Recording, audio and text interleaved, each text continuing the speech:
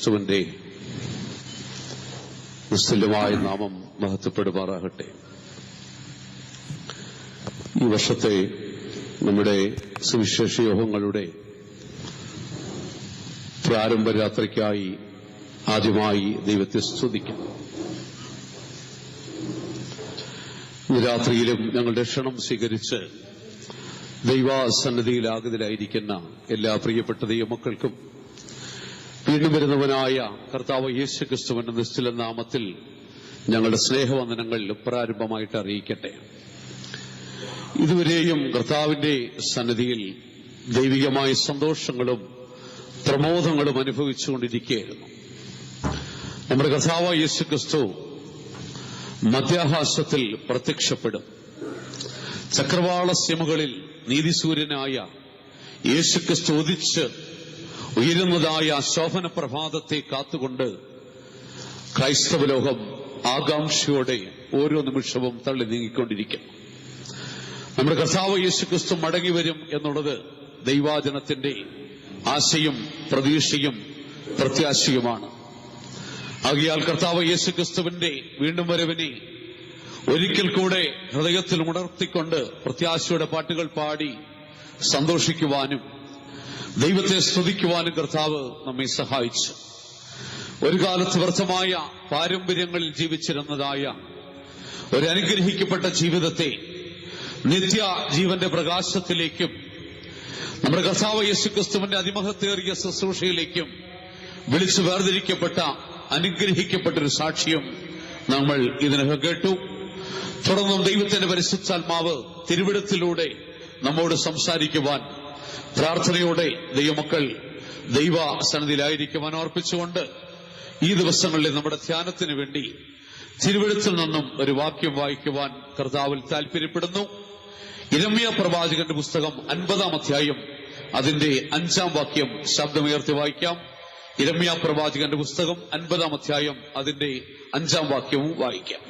അവർ സിയോനിലേക്ക് മുഖം തിരിച്ച് അതിനെക്കുറിച്ച് ചോദിച്ചുകൊണ്ട്, വരുവിൻ, മറന്നു പോകാത്തതായ ഒരു ശാശ്വത നിയമത്താൽ നമുക്ക് യഹോവയോട് ചേർന്നുകൊള്ളാം എന്ന് പറയും. വരുവിൻ, മറന്നു പോകാത്ത ഒരു ശാശ്വത നിയമത്താൽ നമുക്ക് യഹോവയോട് ചേർന്നുകൊള്ളാം എന്ന് പറഞ്ഞു. യിരെമ്യാ പ്രവാചകന്റെ പുസ്തകം 50-ാം അധ്യായം 5-ാം വാക്യമാണ് നമ്മൾ ധ്യാനത്തിന് വേണ്ടി തെരഞ്ഞെടുത്തത്. വരുവിൻ, മറന്നുപോകാത്തതായ ഒരു ശാശ്വത നിയമത്താൽ നമുക്ക് യഹോവയോട് ചേർന്നുകൊള്ളാം. ബാബേൽ പ്രവാസത്തിലായിരിക്കുന്ന ഇസ്രായേൽ മക്കളോടുള്ള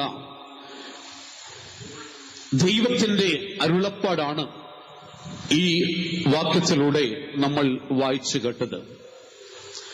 ബാബേലിലെ ഇസ്രായേൽ ജനത്തിന്റെ ജീവിതം എന്ന് പറയുമ്പോൾ അത് അരിഷ്ടതയും കഷ്ടതയും നിറഞ്ഞ അരിഷ്ടപൂർണമായ ഒരു ജീവിതം ബാബേലിൽ ഇസ്രായേൽ മക്കൾ നയിച്ചുകൊണ്ടുവരികയാകുന്നു ചെയ്യുന്നത്.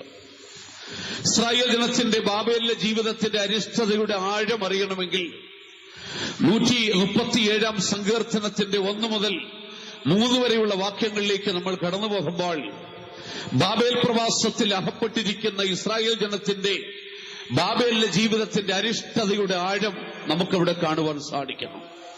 അവിടെ സങ്കീർത്തനക്കാരൻ ഇപ്രകാരം അവിടെ ആത്മാവിൽ എഴുതി വച്ചിരിക്കുകയാണ്: ബാബേൽ നദിയുടെ തീരത്ത് ഞങ്ങൾ ഇരുന്നു. വായിക്കാം. 137-ന്റെ 1 മുതൽ 3 വരെയുള്ള വാക്യങ്ങൾ വായിച്ചാൽ. ബാബേൽ നദികളുടെ തീരത്ത് ഞങ്ങൾ ഇരുന്നു, സിയോനെ ഓർത്തപ്പോൾ ഞങ്ങൾ കരഞ്ഞു. അതിന്റെ നടുവിലെ അലറി വൃക്ഷങ്ങളിന്മേൽ ഞങ്ങൾ ഞങ്ങളുടെ കിന്നരങ്ങളെ തൂക്കിയിട്ടു. ഞങ്ങളെ ബദ്ധരാക്കി കൊണ്ടുപോയവർ സിയോൻ ഗീതങ്ങളിൽ ഒന്ന് ചൊല്ലുവിൻ എന്ന് പറഞ്ഞ ഗീതങ്ങളെയും ഞങ്ങളെ പീഡിപ്പിച്ചവർ സന്തോഷത്തെയും ഞങ്ങളോട് ചോദിച്ചു. ബാബേൽ നദിയുടെ തീരത്ത് ഞങ്ങൾ ഇരുന്നു, സിയോനെ ഓർത്ത് ഞങ്ങൾ കരഞ്ഞു എന്നോട് വായിക്കുന്നു. ഞങ്ങളെ പീഡിപ്പിച്ചുകൊണ്ടുപോയവർ, ഞങ്ങളെ പീഡിപ്പിച്ചവർ സിയോൻ ഗീതങ്ങളെയും ഞങ്ങളെ ബദ്ധരാക്കിയവർ ഞങ്ങളുടെ സന്തോഷത്തെയും കുറിച്ച് ഞങ്ങളോട് ചോദിച്ചു. ഞങ്ങളുടെ കിന്നരങ്ങൾ അതിന്റെ നടുവിലുള്ളതായ അലരി വൃക്ഷങ്ങളിൽ തൂക്കിയിട്ടു. യഹോവയുടെ ഗീതം അന്യദേശത്ത് പാടുന്നത് എങ്ങനെ? ദുഃഖിതരായി സിയോനെ ഓർത്ത് വിലപിച്ച് അവർ പാടിയ കിന്നരങ്ങൾ അലരി വൃക്ഷങ്ങളിൽ തൂക്കിയിട്ട് പീഡിപ്പിക്കപ്പെട്ടവരായി, ബദ്ധരാക്കപ്പെട്ടവരായി, ബാബേൽ നദിയുടെ തീരത്ത് വിലപിക്കുന്ന ഇസ്രായേൽ ജനത്തിന്റെ ചിത്രം ഇവിടെ നമുക്ക് കാണുവാൻ സാധിക്കുന്നു. ബാബേലിലെ പ്രവാസികളുടെ ജീവിതം അരിഷ്ടതയും കഷ്ടതയും വേദനയും നിറഞ്ഞതായിരുന്നു. യെശയ്യാ പ്രവാചകന്റെ പുസ്തകം 43 അധ്യായം 28 വാക്യവും 52 അധ്യായത്തിന്റെ 5 വാക്യവും നമ്മൾ വായിച്ചു നോക്കുമ്പോൾ ഇസ്രായേൽ ജനം ബാബേലിൽ അനുഭവിച്ചതായ നിന്ദയുടെയും അവരനുഭവിച്ചതായ ദുഷിയുടെയും ആഴം നമുക്കവിടെ കാണുവാൻ സാധിക്കുന്നു. ബാബേലിൽ അവർ നിന്ദിക്കപ്പെട്ടു, ബാബേലിൽ അവർ ദുഷിക്കപ്പെടുവാൻ ഇടയായി തീർന്നു. ആകയാൽ ചുരുക്കത്തിൽ ബാബേലിൽ പ്രവാസികളായി ജീവിക്കുന്ന ഇസ്രായേൽ മക്കൾ അരിഷ്ടപൂർണമായൊരു ജീവിതം അവിടെ നയിച്ചു. അവർ ബദ്ധരാക്കപ്പെട്ടു, അവർ പീഡിപ്പിക്കപ്പെട്ടു, അവർ നിന്ദിക്കപ്പെട്ടു, അവർ ദുഷിക്കപ്പെട്ടു. സിയോനെ ഓർത്ത് വിലപിച്ചുകൊണ്ട് അവരുടെ കിന്നരങ്ങൾ അലറി വൃക്ഷങ്ങളിൽ തൂക്കിയിട്ട് അവർ അതിന്റെ തീരത്ത് വ്യാകുലപ്പെട്ടിരിക്കുകയാകുന്നു ചെയ്യുന്നത്. പ്രവാസികളുടെ ജീവിതത്തിന്റെ അവസ്ഥ ഇതാകുന്നു. ഈ ശബ്ദം ഒന്ന് കൂട്ട, ഒരല്പം ബേസ് കൂട്ടിത, ഒന്നും പോരാ. വിശുദ്ധ പത്രോസ് തന്നെ ലേഖനം എഴുതുമ്പോൾ പത്രോസിന്റെ 1-ാം ലേഖനം 2-ാം അധ്യായത്തിന്റെ 11-ാം വാക്യത്തിലേക്ക് വരുമ്പോൾ വിശുദ്ധ പത്രോസ് തന്റെ ലേഖനത്തിൽ ഒരു ഭക്തന്റെ ഈ ലോകത്തിലെ ജീവിതം ഒരു പ്രവാസമാകുന്നുവെന്ന് എടുത്തു ധരിക്കുന്നു. പത്രോസിന്റെ 1-ാം ലേഖനം 2-ാം അധ്യായത്തിന്റെ 11-ാം വാക്യത്തിൽ ഒരു ഭക്തന്റെ ഈ ലോകത്തെ ജീവിതത്തെ കുറിച്ച് പറയുന്നു. പ്രിയമുള്ളവരെ, പ്രവാസികളും പരദേശികളുമാകുന്ന നിങ്ങൾ വായിച്ചാട്ടെ. 1 പത്രോസ് 2-ന്റെ 11-ാം വാക്യം വായിച്ച. പ്രിയമുള്ളവരെ, പ്രവാസികളും പരദേശികളുമായ നിങ്ങളെ ആത്മാവിനോട്. ഒരു ദൈവപൈതലിന്റെ ഈ ലോകത്തിലെ ജീവിതം അവൻ പ്രവാസിയാകുന്നു, അവൻ പരദേശിയാകുന്നു. ഇംഗ്ലീഷിൽ അതിന് സ്ട്രേഞ്ചേഴ്സ് ആൻഡ് ഫോറിനേഴ്സ് എന്ന വാക്കാണ് ഉപയോഗിച്ചിരിക്കുന്നത്. ഈ ലോകത്തിൽ ഒരു ഭക്തന്റെ ജീവിതത്തിൽ അവൻ അരിഷ്ടനാണ്, അവൻ പരദേശിയാകുന്നു എന്ന് വിശുദ്ധ പത്രോസ് തന്റെ ലേഖനത്തിലൂടെ നമ്മെ ഓർപ്പിക്കുകയാകുന്നു ചെയ്യുന്നത്. ആകയാൽ ഈ ലോകത്തിൽ ജീവിക്കുമ്പോൾ ഒരു ഭക്തൻ മനസ്സിലാക്കേണ്ട ഒരു യാഥാർത്ഥ്യം, അവന്റെ ഈ ലോകത്തിലെ ജീവിതം അവൻ പ്രവാസിയാകുന്നു, അവൻ പ്രവാസ ജീവിതമാണ് കഴിക്കുന്നത്. ഈ ലോകത്തിൽ അവൻ പരദേശിയാകുന്നു. പഴയ നിയമ വിശുദ്ധന്മാരുടെ ചരിത്രം നമ്മൾ എടുക്കുമ്പോൾ അവർ ഈ ലോകത്തിൽ പ്രവാസികളായി ജീവിച്ചു. യാക്കോബ്, ഗോത്രപിതാവായ യാക്കോബ്, അവന്റെ വാർദ്ധക്യത്തിൽ ജോസഫ് ജീവിച്ചിരിക്കുന്നുവെന്നുള്ളതായ സന്തോഷ വാർത്ത അറിഞ്ഞപ്പോൾ യോസഫ് അയച്ച രഥങ്ങൾ കണ്ട് ചൈതന്യം പ്രാപിച്ചവനായി മിസ്രൈമിലേക്ക് കടന്നുപോയി. മിസ്രൈമിന്റെ ഭരണാധികാരിയെ ഫറവോന്റെ മുൻപിൽ അവൻ ചെന്നു നിൽക്കുമ്പോൾ ഫറവോന്റെ ചോദ്യം ചോദിക്കുന്നു, നിനക്ക് എത്ര വയസ്സായി? ഈ ചോദ്യത്തിന് യാക്കോബ് പറയുന്ന മറുപടി ഇങ്ങനെയാകുന്നു, എന്റെ പരദേശ പ്രയാണത്തിന്റെ കാലയളവ് 130 സംവത്സരമാകുന്നു. എന്റെ പിതാക്കന്മാരുടെ കാലഘട്ടത്തോളം ഞാനിതുവരെ എത്തിച്ചേർന്നിട്ടുമില്ല. ഈ സംഭവത്തിൽ യാക്കോബ് ഊന്നിപ്പറയുന്നൊരു യാഥാർത്ഥ്യം, തന്റെയും ഈ ലോകത്തിലെ ജീവിതം ഒരു പരദേശ പ്രയാണമാകുന്നു. പ്രിയമുള്ളവരെ, ഒരു ഭക്തന്റെ, ഒരു ദൈവപൈതലിന്റെ ഈ ലോകത്തിലെ ജീവിതം അവൻ പരദേശിയാകുന്നു, അവൻ പരദേശിയും അവൻ പ്രവാസിയുമായിട്ടാകുന്നു ഈ ലോകത്തിൽ ജീവിക്കുന്നത് എന്ന് ദൈവത്തിന്റെ വചനം നമ്മെ പഠിപ്പിക്കുകയാകുന്നു ചെയ്യുന്നത്. എന്തുകൊണ്ട് ഒരു ഭക്തൻ ഈ ലോകത്തിൽ പരദേശിയാകുന്നു, പ്രവാസിയാകുന്നുവെന്ന് ചോദിച്ചാൽ എബ്രായ ലേഖനം 13-ാം അധ്യായത്തിന്റെ 14-ാം വാക്യത്തിൽ വിശുദ്ധ പൗലോസ് ഇപ്രകാരം പറയുന്നു, ഇവിടെ നമുക്ക് നിലനിൽക്കുന്ന നഗരങ്ങൾ ഇല്ല, ഇവിടെ നമുക്ക് നിലനിൽക്കുന്ന നഗരങ്ങൾ ഇല്ലല്ലോ എന്ന് വിശുദ്ധ പൗലോസ് പറയുമ്പോൾ ഒരു വലിയ യാഥാർത്ഥ്യം നമുക്കതിലൂടെ വെളിപ്പെടുത്തി തരുന്നു. ഇവിടെ നമുക്ക് നിലനിൽക്കുന്ന ഭക്ഷണങ്ങൾ ഇല്ല. ഈ ലോകത്ത് കാണുന്നതൊക്കെ താൽക്കാലികം. അതുകൊണ്ടാണ് തിരുവെടുത്ത് പറഞ്ഞ ലോകവും അതിന്റെ മോഹവും ഒക്കെയും ഒഴിഞ്ഞു പോകുന്നതാകുന്നു. ഈ ലോകത്തെ ഭക്ഷണങ്ങൾ താൽക്കാലികം, ഈ ലോകത്തെ ബന്ധങ്ങൾ താൽക്കാലികം, ഈ ലോകത്ത് മനുഷ്യൻ കെട്ടിയുണ്ടാക്കുന്ന മനോഹരമായ സൗധങ്ങൾ ഇതൊക്കെ താൽക്കാലികമാകുന്നു. നാം ഇവിടെ പരദേശികളാകുന്നു. ഇതൊക്കെ വിട്ടൊരു ദിവസം ഇവിടെ നിന്ന് യാത്രയാവേണ്ടതാകുന്നു. അതുകൊണ്ടാകുന്നു ഫിലിപ്പി ലേഖനം 3-ാം അധ്യായം 20-ാം വാക്യത്തിൽ വിശുദ്ധ പൗലോസ് പറയുന്നത്, നമ്മുടെ പൗരത്വമോ സ്വർഗത്തിലാകുന്നു. അവിടെ നിന്ന് നമ്മുടെ കർത്താവ് യേശുക്രിസ്തു രക്ഷിതാവായി വരും എന്ന് നമ്മൾ കാത്തിരിക്കുകയാകുന്നു ചെയ്യുന്നത്. ആകയാൽ പ്രിയപ്പെട്ട ദൈവമക്കളെ, ഒരു ഭക്തനെ സംബന്ധിച്ചിടത്തോളം അവന്റെ ഇഹലോകത്തിലെ ജീവിതത്തിൽ അവൻ പ്രവാസിയാകുന്നു, അവൻ പരദേശിയാകുന്നു. കാരണം അവന്റെ പൗരത്വം ഈ ലോകത്തിലല്ല, അവൻ അവൻ ഒരു സ്വർഗീയ പൗരനാണ്. അതുകൊണ്ടാണ് പൗലോസ് പറയുന്നത്, നമ്മുടെ പൗരത്വമോ സ്വർഗത്തിലാകുന്നു. അവിടെ നമ്മുടെ കർത്താവ് യേശുക്രിസ്തു വരും. ആകയാൽ ഈ ലോകത്തിൽ ഒരു ഭക്തൻ പ്രവാസിയാകുന്നു, ഒരു ഭക്തൻ പരദേശിയാകുന്നു എന്നുള്ള യാഥാർത്ഥ്യത്തെ മുന്നിൽ നിർത്തിക്കൊണ്ട് പ്രവാസികളുടെ മധ്യയെ പ്രവചിച്ച ഇരമ്യാവ് ദൈവാത്മാവിൽ പ്രവചിച്ചു പറയുന്ന അതേ വാക്ക് ഇന്ന് രാത്രി ദൈവത്തിന്റെ ആത്മാവ് ഈ ലോകത്ത് പ്രവാസികളായി ജീവിക്കുന്ന ജനത്തെ നോക്കി വിളിച്ചു പറയുകയാകുന്നു, വരുവീൻ, മറന്നുപോകാത്ത ഒരു ശാശ്വത നിയമത്താൽ നമുക്ക് യഹോവയോട് ചേർന്നുകൊള്ളാം എന്ന് വിളിക്കുകയാണ്. ഈ ലോകത്തിൽ പ്രവാസികളും പരദേശികളുമായി ജീവിക്കുന്ന ദൈവത്തിന്റെ ജനത്തോട് ദൈവത്തിന്റെ ആത്മാവിനുള്ള അരുളപ്പാട്, വരുവീൻ, മറന്നുപോകാത്തൊരു ശാശ്വത നിയമത്താൽ നമുക്ക് യഹോവയോട് ചേർന്നുകൊള്ളാം എന്ന് വിളിക്കുന്ന സ്തോത്രം. ഈ വാക്യത്തിലേക്ക് നമ്മൾ കടന്നു വരുമ്പോൾ മറന്നുപോകാത്ത ഒരു ശാശ്വത നിയമത്തെക്കുറിച്ച് നമുക്കിവിടെ കാണുവാൻ സാധിക്കുന്നു. നമ്മുടെ ദൈവം, സൈന്യങ്ങളുടെ ദൈവമായ യഹോവ, അവൻ നിയമത്തിന്റെ ദൈവമാകുന്നുവെന്ന് ദൈവത്തിന്റെ വചനം പഠിക്കുമ്പോൾ നമുക്ക് കാണുവാൻ സാധിക്കുന്നു. ദൈവം ഏദനിൽ വെച്ച് ആദാമിനോട് നിയമം ചെയ്യുന്നത് തിരുവെടുത്ത് പഠിക്കുമ്പോൾ നമുക്ക് കാണുവാൻ സാധിക്കുന്നു. ദൈവം ഏദനിൽ വെച്ച് ആദാമിനോട് നിയമം ചെയ്യുന്നു. ജലപ്രളയത്തിന് ശേഷം ദൈവം നോഹയോട് നിയമം ചെയ്യുന്നത് കാണുവാൻ സാധിക്കുന്നു. ഹാരാനിൽ വെച്ച് ദൈവം അബ്രഹാമിനോട് നിയമം ചെയ്യുന്നത് കാണുവാൻ സാധിക്കുന്നു. ഹോരേബിൽ വെച്ച് ദൈവം മോശയോട് നിയമം ചെയ്യുന്നത് കാണുവാൻ സാധിക്കുന്നു. എന്തിനേറെ പറയുന്നു, ഈ അന്ത്യകാലഘട്ടത്തിൽ ദൈവം തന്റെ പുത്രൻ മുഖാന്തരം ദൈവത്തിന്റെ ജനത്തോട് നിയമം ചെയ്യുന്നത് തിരുവെടുത്ത് പഠിക്കുമ്പോൾ നമുക്ക് കാണുവാൻ സാധിക്കുന്നു. അതുകൊണ്ടാണ് 50-ാം സങ്കീർത്തനത്തിന്റെ 5-ാം വാക്യത്തിലേക്ക് വരുമ്പോൾ സങ്കീർത്തനത്തിൽ ഇപ്രകാരം വായിക്കുന്നു, യാഗം കഴിച്ച് എന്നോട് നിയമം ചെയ്ത വിശുദ്ധന്മാരെ എന്റെ അടുക്കൽ കൂട്ടിവരുത്തുവിൻ. വായിക്കാം, 50-ാം സങ്കീർത്തനത്തിന്റെ 5-ാം വാക്യം വായിക്കാം. യാഗം കഴിച്ച് എന്നോട് നിയമം ചെയ്തവരായ എന്റെ വിശുദ്ധന്മാരെ എന്റെ അടുക്കൽ കൂട്ടുവിൻ. യാഗം കഴിച്ച് എന്നോട് നിയമം ചെയ്തവരായ എന്റെ വിശുദ്ധന്മാരെ എന്റെ അടുക്കൽ കൂട്ടിവരുത്തുവിൻ. നമ്മുടെ ദൈവം നിയമം ചെയ്യുന്നവനായ ദൈവമാണ്. നമ്മുടെ പിതാക്കന്മാരോട് നിയമം ചെയ്തവനായ ദൈവം എന്തുകാലത്ത് പുത്രൻ മുഖാന്തരം നമ്മോട് നിയമം ചെയ്യുവാൻ നമ്മുടെ കർത്താവ് നമ്മെ വിളിക്കുകയാണ് ചെയ്യുന്നത്. ആകയാൽ തിരുവെടുത്ത് നമ്മോട് വിളിച്ചു പറയുന്നു, വരുവീൻ, മറന്നുപോകാത്തൊരു ശാശ്വത നിയമത്താൽ നമുക്ക് യഹോവയോട് ചേർന്നുകൊള്ളാം എന്ന് വിളിക്കുകയാണ് ചെയ്യുന്നത്. പഴയ നിയമ കാലഘട്ടത്തിൽ തിരുവെടുത്തിലെ ചരിത്രം നമ്മൾ പഠിച്ചാൽ ദൈവത്തിന്റെ വചനത്തിൽ വിവിധ നിലവാരത്തിൽ നിയമം ചെയ്തിരുന്നതായി നമുക്ക് കാണുവാൻ സാധിക്കുന്നുണ്ട്. ഉൽപ്പത്തി പുസ്തകം 31-ാം അധ്യായത്തിന്റെ 52-ാം വാക്യം നമ്മൾ വായിക്കുമ്പോൾ അവിടെ ഗോത്രപിതാവായ യാക്കോബ് ലാബാനുമായിട്ട് ദൈവത്തിന്റെ സന്നിധിയിൽ വെച്ച് ചെയ്യുന്ന ഒരു ഉടമ്പടിയെക്കുറിച്ച് കാണുവാൻ സാധിക്കുന്നു. യാക്കോബ് ലാബാനുമായിട്ട് ഉടമ്പടി ചെയ്യുമ്പോൾ ഒരു കൽത്തൂണിനെ സാക്ഷി നിർത്തിക്കൊണ്ട് അവൻ ദൈവത്തിന്റെ സന്നിധിയിൽ ഉടമ്പടി ചെയ്യുകയാകുന്നു ചെയ്യുന്നത്. ഒരു കൽക്കൂമ്പാരത്തെ സാക്ഷി നിർത്തി യാക്കോബ് ദൈവസന്നിധിയിൽ വെച്ച് ലാബാനുമായിട്ട് ഉടമ്പടി ചെയ്യുന്ന നമുക്ക് കാണുവാൻ സാധിക്കുന്നു. ഇസ്രായേൽ ജനത്തോട് ദൈവം ചെയ്യുന്ന ഉടമ്പടിയെക്കുറിച്ച് തിരുവെടുത്ത് പഠിക്കുമ്പോൾ മിസ്രയീമിൽ നിന്ന് അവരെ കൈക്ക് പിടിച്ചുകൊണ്ടുവന്ന് ദൈവം അവരോട് ഉടമ്പടി ചെയ്തുവെന്നാണ് തിരുവെടുത്തിൽ കാണുവാൻ സാധിക്കുന്നത്. ആകയാൽ ദൈവം കൈക്ക് പിടിച്ച് ഇസ്രായേൽ ജനത്തെ മിസ്രയീമിൽ നിന്ന് കൊണ്ടുവന്ന് അവരോട് നിയമം ചെയ്തുവെന്ന് തിരുവെടുത്തിൽ വായിക്കുന്നു. യിരെമ്യാ പ്രവാചകന്റെ പുസ്തകം 34-ാം അധ്യായം അതിന്റെ 18-ാം വാക്യത്തിലേക്ക് വരുമ്പോൾ അവിടെ ദൈവം ചെയ്യുന്ന മറ്റൊരു നിയമത്തെ കാണുവാൻ സാധിക്കുന്നു.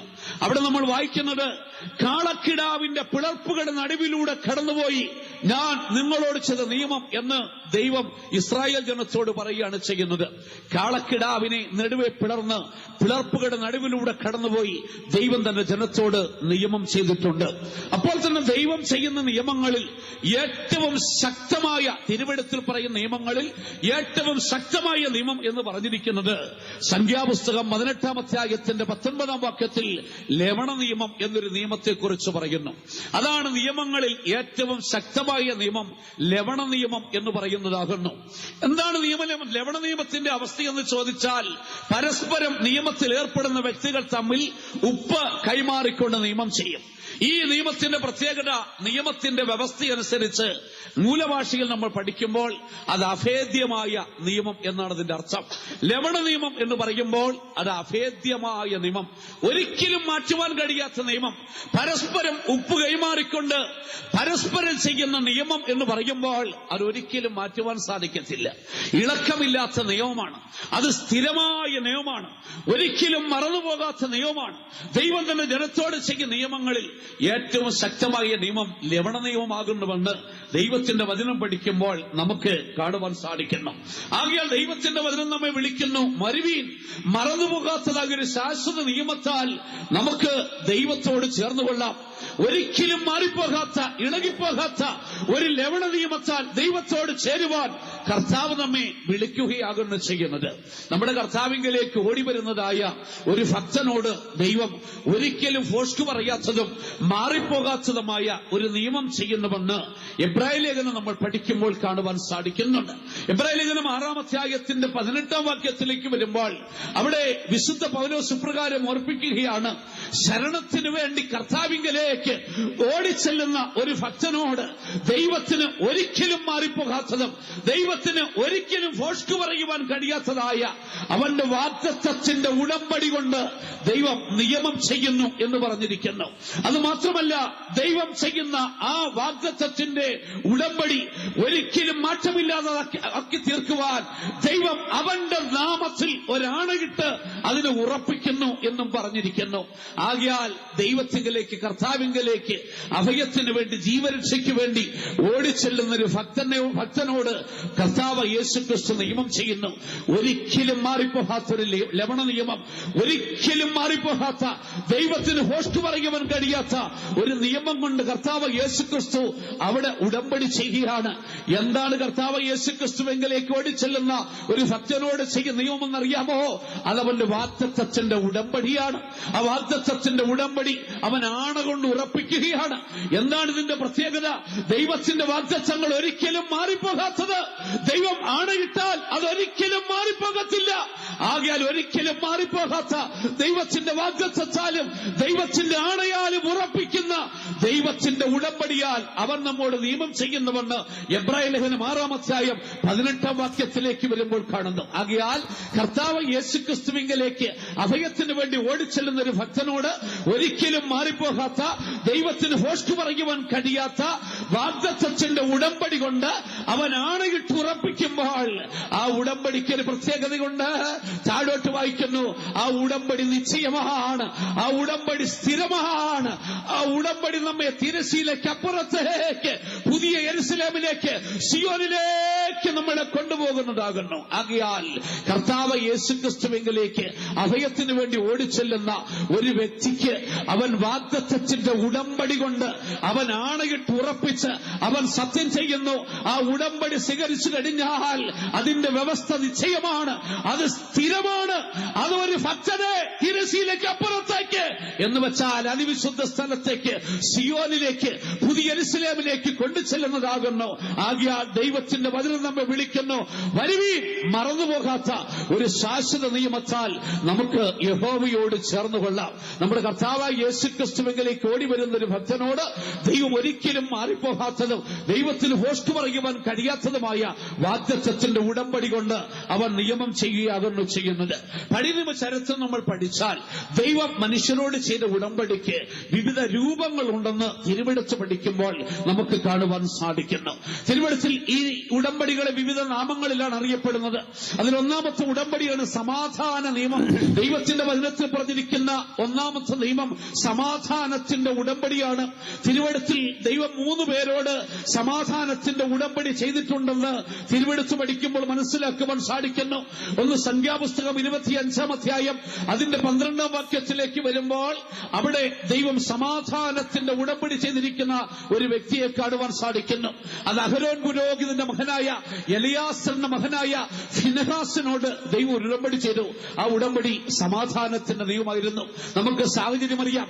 ഇസ്രായേൽ ജനം ബിലെയാമിന്റെ വിഷയത്തിൽ പാപം ചെയ്ത് ദൈവകോപത്തിനിരയായി ഇസ്രായേൽ പാളയത്തിൽ അഹരോനും മോശയും കവിളി വീണ് കരഞ്ഞ് ദൈവത്തിന് ന്യായവിധി സംഭവിക്കുമോ എന്നോർത്ത് ഭയപ്പെട്ടിരിക്കുമ്പോൾ എലിയാസറിന്റെ മകനായി ഫിനെഹാസ് എഴുന്നേറ്റ് ചെന്ന് സർവശക്തനായി ദൈവത്തിന് വേണ്ടി തീഷ്ണത കാണിച്ചതുകൊണ്ട് ദൈവം ഫിനെഹാസിനെ നോക്കി പറയുന്നു, അവൻ എനിക്ക് വേണ്ടി തീഷ്ണത കാണിച്ചു, ആകയാൽ ഞാൻ അവനോട് എന്റെ സമാധാനത്തിന്റെ ഉടമ്പടി ചെയ്യും. ദൈവം ഫിനെഹാസിനോട് സമാധാനത്തിന്റെ ഉടമ്പടി ചെയ്യുന്നു.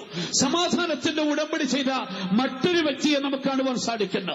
യെശയ്യാ പ്രവാചകന്റെ പുസ്തകം 54-ാം അധ്യായം 10-ാം വാക്യത്തിലേക്ക് വരുമ്പോൾ ബാബേൽ പ്രവാസത്തിൽ നിന്ന് മടങ്ങി വരുന്ന ഇസ്രായേൽ ജനത്തോട് ദൈവം ചെയ്യുന്ന ഉടമ്പടി അത് സമാധാനത്തിന്റെ ഉടമ്പടിയാകുന്നുവെന്ന് തിരുവെടുത്ത് പഠിക്കുമ്പോൾ കാണുവാൻ സാധിക്കുന്നു. അടുത്തതായി എസെക്കിയേൽ പ്രവാചകന്റെ പുസ്തകം 34-ാം അധ്യായത്തിന്റെ 25-ാം വാക്യവും 37-ാം അധ്യായത്തിന്റെ 26-ാം വാക്യവും വായിക്കുമ്പോൾ അസ്ഥികൾ നിറഞ്ഞ താഴ്വരയിലേക്ക് പ്രവാചകനെ കൊണ്ടുപോയി ആ അസ്ഥികൾ ജീവിച്ചെഴുന്നേറ്റ് വരുന്നൊരു സംഭവത്തെ കുറിച്ച് പറയുന്നു. ആ ജീവിച്ചെഴുന്നേറ്റ് വരുന്ന അസ്ഥികളോട് ദൈവം ചെയ്യുന്ന ഉടമ്പടി സമാധാനത്തിന്റെ ഉടമ്പടിയാ. നമുക്കറിയാം അത് യഹൂദനെ വെളിപ്പെടുത്തി കാണിക്കുന്നു. ലോകത്തിന്റെ നാനാഭാഗത്തേക്കും ചിതറപ്പെട്ടുപോയ യഹൂദൻ അസ്ഥികളായി താഴ്വരയിൽ ചിതറിക്കിടന്നിട്ട് കാലാന്ത്യത്തിൽ അവയ്ക്ക് ജീവൻ പ്രാപിച്ച സ്വദേശത്തേക്ക് മടങ്ങി വന്നു കഴിയുമ്പോൾ യഹൂദനോട് ദൈവം ചെയ്യുവാൻ പോകുന്ന ഉടമ്പടി അത് സമാധാനത്തിന്റെ ഉടമ്പടിയായിരിക്കും. ആകയാൽ ദൈവത്തിന്റെ വചനത്തിൽ ദൈവം ചെയ്യുന്ന ഒന്നാമത്തെ ഉടമ്പടിയെ കുറിച്ച് കാണുവാൻ സാധിക്കുന്നത് സമാധാനത്തിന്റെ ഉടമ്പടിയാകുന്നു. അത് 3 ചെയ്തതായി തിരുവെഴുത്തിൽ വായിക്കുന്നു. അടുത്തത് യെശയ്യാ പ്രവാചകന്റെ പുസ്തകം 55-ാം അധ്യായത്തിന്റെ 13-ാം വാക്യം വായിക്കുമ്പോൾ ദാവീദിനോട് ദൈവം ചെയ്ത ഒരു ഉടമ്പടിയെ കാണുവാൻ സാധിക്കുന്നു. ആ ഉടമ്പടിക്ക് പറഞ്ഞിരിക്കുന്ന പേര് നിശ്ചല കൃപകൾ എന്നാണ് പറഞ്ഞിരിക്കുന്നത്. ദാവീദിനോട് ദൈവം ചെയ്തിരിക്കുന്ന ഉടമ്പടി ദാവീദിന്റെ നിശ്ചല കൃപകളാകുന്നു. എന്താണ് ദാവീദിന്റെ നിശ്ചല കൃപ എന്ന് പറഞ്ഞിരിക്കുന്നത്? ജീവിതത്തിന്റെ ഏതു സാഹചര്യത്തിലും ദാവീദിനോടുള്ള ദൈവത്തിന്റെ കൃപയ്ക്ക് ഒരിക്കലും മാറ്റം സംഭവിക്കത്തില്ല. പ്രതികൂലങ്ങൾ ഉണ്ടാകാം, പ്രയാസങ്ങൾ ഉണ്ടാകാം, പോരാട്ടങ്ങൾ ഉണ്ടാകാം, പ്രതിസന്ധികൾ ഉണ്ടാകാം. പക്ഷേ ദാവീദേ, ഞാൻ നിന്നോട് ചെയ്തിരിക്കുന്ന ദൈവകൃപയുടെ ഉടമ്പടിക്ക് ഒരിക്കലും മാറ്റം സംഭവിക്കത്തില്ല. ആകയാൽ ദൈവം ദാവീദിനോട് ദൈവത്തിന്റെ കൃപയുടെ ഉടമ്പടി ചെയ്യുന്നു. ആ ഉടമ്പടിയുടെ പേര് നിശ്ചല കൃപകൾ എന്ന പേരിലാകുന്നു അറിയപ്പെടുന്നത്. വീണ്ടും മലാക്കി പ്രവാചകന്റെ പുസ്തകം 2-ാം അധ്യായം 4-5 വാക്യങ്ങളിലേക്ക് വരുമ്പോൾ അവിടെ ലേവിയോട് ദൈവം ചെയ്യുന്ന ഒരു ഉടമ്പടിയെ കുറിച്ച് കാണുവാൻ സാധിക്കുന്നു. ലേവിയോട് ദൈവം ചെയ്യുന്ന ഉടമ്പടിയെ കുറിച്ച് പറയുമ്പോൾ അത് സമാധാനത്തിന്റെയും ദൈവ കൃപയുടെയും ഉടമ്പടിയാകുന്നു. ജീവന്റെയും സമാധാനത്തിന്റെ ഉടമ്പടി. അവിടെ നമ്മൾ വായിക്കുന്നു, ലേവിയോടുള്ള എന്റെ നിയമം ജീവനും സമാധാനമാകുന്നു. ആകയാൽ ദൈവം ചെയ്യുന്ന ഉടമ്പടിയെ ഈ 3 നിലവാരത്തിൽ നമുക്ക് കാണുവാൻ സാധിക്കുന്നു. 1 അത് സമാധാനത്തിന്റെ ഉടമ്പടി, 2 ദൈവകൃപയുടെ ഉടമ്പടി, 3 ജീവന്റെയും സമാധാനത്തിന്റെ ഉടമ്പടി. ആകയാൽ ഈ ഉടമ്പടികളെ മുന്നിൽ വെച്ചുകൊണ്ട് ദൈവം ഇന്ന് രാത്രികാലം നമ്മെ അവന്റെ അടുക്കലേക്ക് വിളിക്കുകയാണ്. വരുവീൻ, മറന്നുപോകാത്ത ഒരു ശാശ്വത നിയമത്താൽ നമുക്ക് യഹോവയോട് ചേർന്നുകൊള്ളാം. അവന്റെ ദൈവകൃപയുടെ ഉടമ്പടിയുമായി, അവന്റെ ജീവന്റെ ഉടമ്പടിയുമായി, അവന്റെ സമാധാനത്തിന്റെ ഉടമ്പടിയുമായി കർത്താവ് ഇന്ന് രാത്രികാലം ഇവിടെ കടന്നു വന്നവരെ വിളിക്കുന്ന, വരുവീൻ, എന്റെ അടുക്കലേക്ക് വരുവീൻ. ഒരിക്കലും മറന്നുപോകാത്ത, ഒരിക്കലും മാറിപ്പോകാത്ത, മാറ്റമില്ലാത്ത കൃപയുടെ ഉടമ്പടിയാൽ, മാറ്റമില്ലാത്ത സമാധാനത്തിന്റെ ഉടമ്പടിയാൽ, മാറ്റമില്ലാത്ത ജീവന്റെ ഉടമ്പടിയാൽ നമുക്ക് നമ്മൾ ഉടമ്പടി ചെയ്യാം. കർത്താവ് നമ്മെ വിളിക്കുകയാണ് ചെയ്യുന്നത്. നമ്മുടെ കർത്താവ് യേശുക്രിസ്തുവിന്റെ അടുക്കലേക്ക് കടന്നു ചെല്ലുന്ന ഒരു ഭക്തനെ സംബന്ധിച്ചിടത്തോളം, ഒരു പാപി കർത്താവിന്റെ അടുക്കൽ ചെന്നു കഴിഞ്ഞാൽ യേശുക്രിസ്തുവും തന്നെ സ്നേഹിക്കുന്നത് വ്യക്തമായ ഒരു ഉടമ്പടിയിലൂടെയാണെന്ന് കാണുവാൻ സാധിക്കുന്നു. ദൈവത്തിന്റെ വചനത്തിൽ കർത്താവായ യേശുക്രിസ്തുവിലേക്ക് കടന്നു വരുന്നവരോട് അവൻ ചെയ്യുന്ന ഉടമ്പടികളെ കുറിച്ച് അനേക വിഷയങ്ങൾ കാണുവാൻ സാധിക്കും. പക്ഷേ സമയം ദൗർലഭ്യമുണ്ട്. അതിപ്രധാനമായ ഒരൊറ്റ വിഷയം മാത്രം ഈ ദിവസങ്ങളിൽ ചിന്തയ്ക്ക് വേണ്ടി ഞാൻ ഉപയോഗിക്കുവാൻ കർത്താവിൽ താല്പര്യപ്പെടുകയാകുന്നു ചെയ്യുന്നത്. വിശുദ്ധ യോഹന്നാന്റെ സുവിശേഷം 14-ാം അധ്യായത്തിന്റെ 18-ാം വാക്യം നമ്മൾ വായിക്കുമ്പോൾ കർത്താവ് യേശുക്രിസ്തുവിലേക്ക് അടുത്തു ചെല്ലുന്ന ഒരു വ്യക്തിക്ക് കർത്താവിന് തരുവാൻ കഴിയുന്ന ഒരു ഉടമ്പടി നമുക്കവിടെ കാണുവാൻ സാധിക്കുന്നു. യോഹന്നാന്റെ സുവിശേഷം 14-ാം അധ്യായത്തിന്റെ 18-ാം വാക്യവും വായിച്ചാണ്ട്, ഞാൻ നിങ്ങളെ അനാഥരായി വിടുകയില്ല, ഞാൻ നിങ്ങളുടെ അടുക്കൽ വരും. കർത്താവ് ഈ ഉടമ്പടിയിൽ 2 വ്യവസ്ഥകളാണ് പറയുന്നത്. 1, ഞാൻ ഒരിക്കലും നിങ്ങളെ അനാഥരായി വിടുകയില്ല. കർത്താവ് യേശുക്രിസ്തുവിന്റെ അടുക്കൽ ചെല്ലുന്ന ഒരു വ്യക്തിയോട് കർത്താവിന് നൽകുവാൻ കഴിയുന്ന ഒന്നാമത്തെ ഉടമ്പടി, ഞാൻ നിങ്ങളെ അനാഥനായി വിടുകയില്ല. അത് ഒന്നാമത്തെ ഉടമ്പടി. 2ാമത്തെ വ്യവസ്ഥ, ഞാൻ നിങ്ങളുടെ അടുക്കൽ വരും. മറന്നുപോകാത്ത ഒരു ശാശ്വത നിയമം കർത്താവ് നമ്മോട് ചെയ്യുകയാണ്. എന്താണ് ഉടമ്പടിയുടെ വ്യവസ്ഥ? എന്റെ അടുക്കൽ വരുവീൻ, ഞാൻ നിങ്ങളെ ഒരിക്കലും അനാഥനായി വിടുകയില്ല.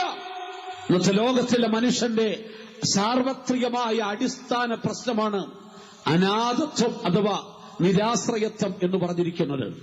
ഇന്നത്തെ ലോകത്തിൽ എത്രയോ കോടിക്കണക്കിന് മനുഷ്യർ, നമുക്കറിയാം, പത്രമാധ്യമങ്ങൾ നമ്മൾ വായിക്കുന്നുണ്ട്, യൂറോപ്പിനെ എന്ത് കലക്കിക്കൊണ്ടിരിക്കുന്ന വിഷയമാണ് അനാഥത്വം, അതാ നിരാശ്രയത്വം. അഭയാർത്ഥികൾ യൂറോപ്പിന്റെ പല രാജ്യങ്ങളിലേക്ക് ജീവരക്ഷയ്ക്ക് വേണ്ടി കൂട്ടം കൂട്ടമായി ലക്ഷക്കണക്കിന് പ്രവഹിച്ചുകൊണ്ടിരിക്കുകയാണ്. കയറിക്കിടക്കുവാൻ കിടപ്പാടമില്ല, കഴിക്കുവാൻ ആഹാരമില്ല, അന്തിയുറങ്ങുവാൻ സ്ഥലമില്ല, കൈക്കൊള്ളുവാൻ ആൾക്കാരില്ല. ആ സമുദ്രത്തിന്റെ കരയിൽ മരിച്ചു കിടക്കുന്ന ഒരു പിഞ്ചുബാലന്റെ ചിത്രം ലോക മനസാക്ഷിയെ മുഴുവനും ഞെട്ടിച്ചു കളഞ്ഞു. കാരണം എന്ത്? ലോകത്തിന്റെ മനുഷ്യന്റെ ഏറ്റവും വലിയ അടിസ്ഥാന പ്രശ്നമാണ് അനാഥരായി ജീവിക്കേണ്ടി വരുന്ന അവസ്ഥയെന്ന് പറഞ്ഞിരിക്കുന്നത്. ദൈവത്തിന്റെ സ്വന്തം നാടായ കൊച്ചു കേരളത്തിന്റെ അവസ്ഥ തികച്ചും വ്യത്യസ്തമല്ല. എത്രയോ ആയിരക്കണക്കിന് അനാഥാലയങ്ങളെ കൊണ്ട് ഈ കേരള ഭൂമിയും നിറയപ്പെട്ടിട്ടുണ്ട്. എത്രയോ അനാഥാലയങ്ങളിൽ അനാഥ ബാല്യങ്ങൾ അവിടെ ജീവിതം ചെലവഴിക്കുന്നു.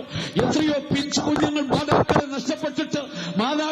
നഷ്ടപ്പെട്ടിട്ട് അനാഥരായി അനാഥാലയങ്ങളിൽ അവിടെ ജീവിതം ചെലവഴിക്കുന്ന കാണുവാൻ സാധിക്കുന്നുണ്ട്.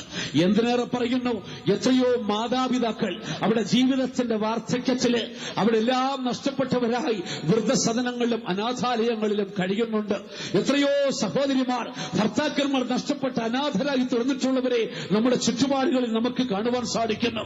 10ഉം 12ഉം മക്കളെ പെറ്റു വളർത്തിയ മാതാപിതാക്കൾ വാർദ്ധക്യത്തിലെത്തിയപ്പോൾ അവരെ സംരക്ഷിക്കുവാൻ ആൾക്കാരില്ലാത്ത അവസ്ഥയിൽ അനാഥരായി വൃദ്ധസദനങ്ങളിൽ അവർ അഭയം തേടിയിട്ടുള്ള ചരിത്രം ഈ കേരളക്കരയിലും വിരളമല്ല എന്ന് നമുക്ക് മനസ്സിലാക്കുവാൻ സാധിക്കുന്നു.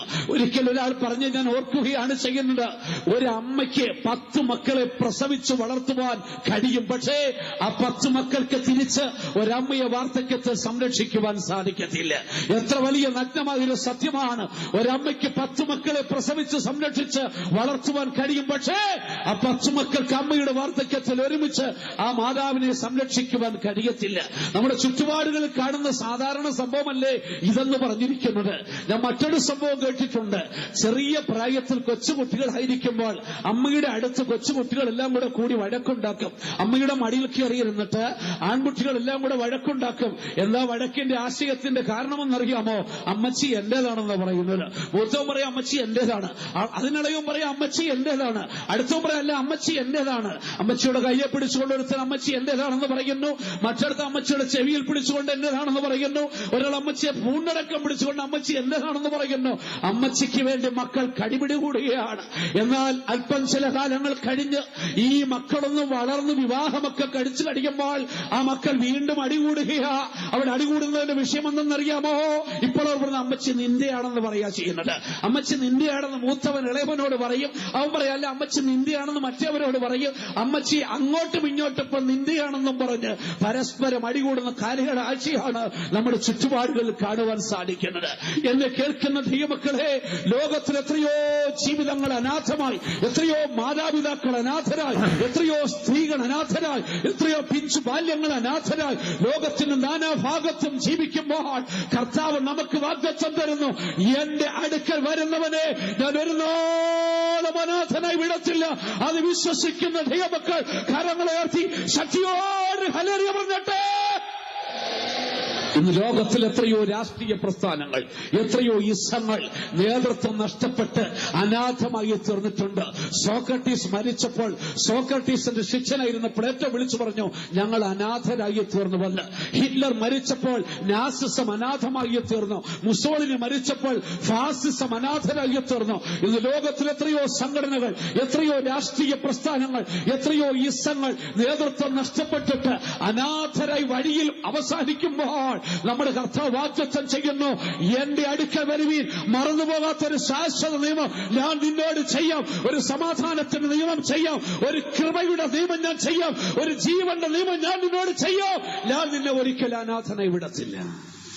കർത്താവ് ചെയ്യുന്ന ഉടമ്പടിയാണ്. പ്രിയപ്പെട്ട ദൈവമക്കളെ, ചില വർഷങ്ങൾക്കപ്പുറത്ത് കൊട്ടാരക്കരയിൽ ഞങ്ങളായിരിക്കുമ്പോൾ കൊട്ടാരക്കരയിലെ സെൻട്രൽ പാസ്റ്റർ എന്ന ഫിലിപ്പോച്ചന് ആകസ്മികമായി പെട്ടെന്ന് ഈ ലോകമിട്ട് കടന്നുപോയി. തന്റെ പ്രവൃത്തി തികച്ചു കടന്നു. കർത്താവിന്റെ ശുശ്രൂഷകരെ ഞങ്ങൾക്ക് എല്ലാവർക്കും ആ സംഭവം താങ്ങുവാൻ കഴിയുന്നതിലപ്പുറത്തായിരുന്നു. തകർന്ന ഹൃദയത്തോടെ, വേദനപ്പെട്ട മനസ്സോടെ ഇനി എന്തെന്നോർത്ത് വ്യാകുലപ്പെട്ടിരിക്കുകയാണ്. അടുത്തതായി കൊട്ടാരക്കര സെന്ററിന്റെ ചുമതലയേറ്റ് വരുന്നത് നമ്മുടെ തിരുവല്ലയിൽ വേല ചെയ്ത് അവസാനിച്ച പാസ്റ്റർ ജോയ് തോമസ് അപ്പച്ചന. ജോയ് തോമസ് അപ്പച്ചൻ കൊട്ടാരക്കരയിൽ സെൻട്രൽ പാസ്സായി ചുമതല ഏറ്റെടുത്ത് ആദ്യത്തെ സുവിശേഷ വേലക്കാരുടെ മീറ്റിംഗും ആദ്യത്തെ മാസയോഗവും നടക്കുമ്പോൾ സുവിശേഷ വേലക്കാരുടെ മീറ്റിംഗിനും മാസയോഗത്തിനും ഒരൊറ്റ കുറിവാക്യമാണ് എടുത്ത് താൻ പഠിപ്പിച്ചത്. അന്ന് പഠിപ്പിച്ച വാക്യമെന്നറിയാമോ? എബ്രായ ലേഖനം 13-ാം അധ്യായത്തിന്റെ 7-8 വാക്യങ്ങൾ എടുത്ത് പഠിപ്പിച്ചു. ആ പഠിപ്പിച്ച വാക്യത്തിൽ ഇങ്ങനെ എഴുതുന്നു: നിങ്ങളോട് ദൈവത്തിന്റെ വചനം പ്രസംഗിച്ച് നിങ്ങളെ നടത്തിയ വിശുദ്ധന്മാരെ ഓർത്തുകൊള്ളുവീൻ, അവരുടെ ജീവാവസാനം ഓർത്തിട്ട് അവരുടെ വിശ്വാസത്തെ അനുകരിപ്പീൻ. കർത്താവ് യേശുക്രിസ്തു ഇന്നലെയും ഇന്നുമെന്നേക്കും അനന്യനാകുന്നു. ആ വാക്യത്തിലൂടെ വിശുദ്ധൻ നമ്മളെ പഠിപ്പിച്ചത്, നമ്മളെ നടത്തിയ വിശുദ്ധന്മാരും നമ്മളോട് ദൈവത്തിന്റെ വചനം പ്രസംഗിച്ച് നടത്തിയ വിശുദ്ധന്മാരും നമ്മെ വിട്ട് കടന്നുപോയേക്കാം. പക്ഷെ കർത്താവ് യേശുക്രിസ്തു വാഗ്ദത്തം തരുന്നു, ഇല്ല, അവൻ ഇന്നലെയും ഇന്നുമെന്നേക്കും അനന്യൻ, അവൻ ഒരിക്കലും മാറ്റമില്ലാത്തവനാണ്. നമ്മളെ നടത്തിയ വിശുദ്ധന്മാര് മാറിപ്പോയേക്കാം. പാസ്റ്റർ വെസ്ലി ചാഹിനൻ നമ്മെ വിട്ട് കടന്നുപോയി. പക്ഷേ കർത്താവ് പറയുന്നു, ഞാൻ ഇന്നലെയും ഇന്നുമെന്നേക്കും അനന്യൻ തന്നെയാണ്. അതുകൊണ്ടാണ് മലാക്കി പ്രവാചകന്റെ പുസ്തകം 3-ാം അധ്യായത്തിന്റെ 6-ാം വാക്യത്തിൽ ഇപ്രകാരം വിളിച്ചു പറയുന്നു: യാക്കോബിൻ പുത്രന്മാരെ, നിങ്ങൾ മുടിഞ്ഞു പോകാതിരിക്കുന്നത് യഹോവയായ ഞാൻ മാറാത്തവനാണ്. ഈ ലോകം മാറിപ്പോകും, ആകാശം മാറിപ്പോകും, കുന്നുകൾ നീങ്ങിപ്പോകും, പർവ്വതങ്ങൾ മാറിപ്പോകും, സമുദ്രമധ്യ അത് വീണെന്ന് വന്നേക്കാം, അതിന്റെ വെള്ളമിരച്ച് ഭൂമിയെ വിഴുങ്ങിയെന്ന് വന്നേക്കാം, ഈ ലോകത്തിനാകമാനം നാശം സംഭവിച്ചേക്കാം. പക്ഷെ കർത്താവ് പറയുന്നു, ഞാൻ ഒരിക്കലും മാറിപ്പോകുന്നവനല്ല, ഞാൻ ഒരിക്കലും ഇളകിപ്പോകുന്നവനല്ല. എന്റെ അടുക്കൽ വരുന്നവനെ ഞാൻ ഒരു നാളും കൈവിടച്ചില്ല.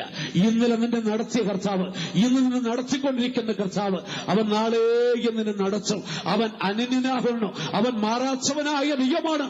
അവൻ നിന്നോട് പറയുന്നു, ഞാൻ നിന്നെ ഒരു നാളും അനാഥനായി വിടുകയില്ല. ആകിയാൽ ഇന്ന് രാത്രികാലം ദൈവത്തിന്റെ ആലോചന കേൾക്കുന്ന ദൈവമക്കളെ, കർത്താവിന്റെ അടുക്കലേക്ക് വിളിക്കുന്ന വരുവി, മറന്നുപോകാത്ത ശാശ്വത നിയമത്താൽ നമുക്ക് ദൈവത്തോട് ചേരാം. എന്ന് വെച്ചാൽ ഞാൻ നിങ്ങളെ അനാഥനായി വിടക്കതില്ല. ഇംഗ്ലീഷ് സാഹിത്യത്തിലെ പ്രസിദ്ധമായ ഒരു കവിതയുണ്ട്, ദ ഫൂൾ പ്രിൻസ് എന്നാണ് ആ കവിത. നിങ്ങൾ എല്ലാവരും അത് കേട്ടിട്ടുണ്ടായിരിക്കും. ആ കവിതയുടെ ഇതിവൃത്തം മനുഷ്യ ഹൃദയങ്ങളെ വല്ലാതെ പിടിച്ചുലയ്ക്കുന്നതാകുന്ന സ്തോത്രം. അതിന്റെ ഇതിവൃത്തമെന്ന് പറയുന്നത്, ഒരു ഭക്തനായ മനുഷ്യൻ മരിക്കുകയാണ്. അവൻ മരിക്കുന്നതായി അവൻ ദർശനം കാണുന്നു.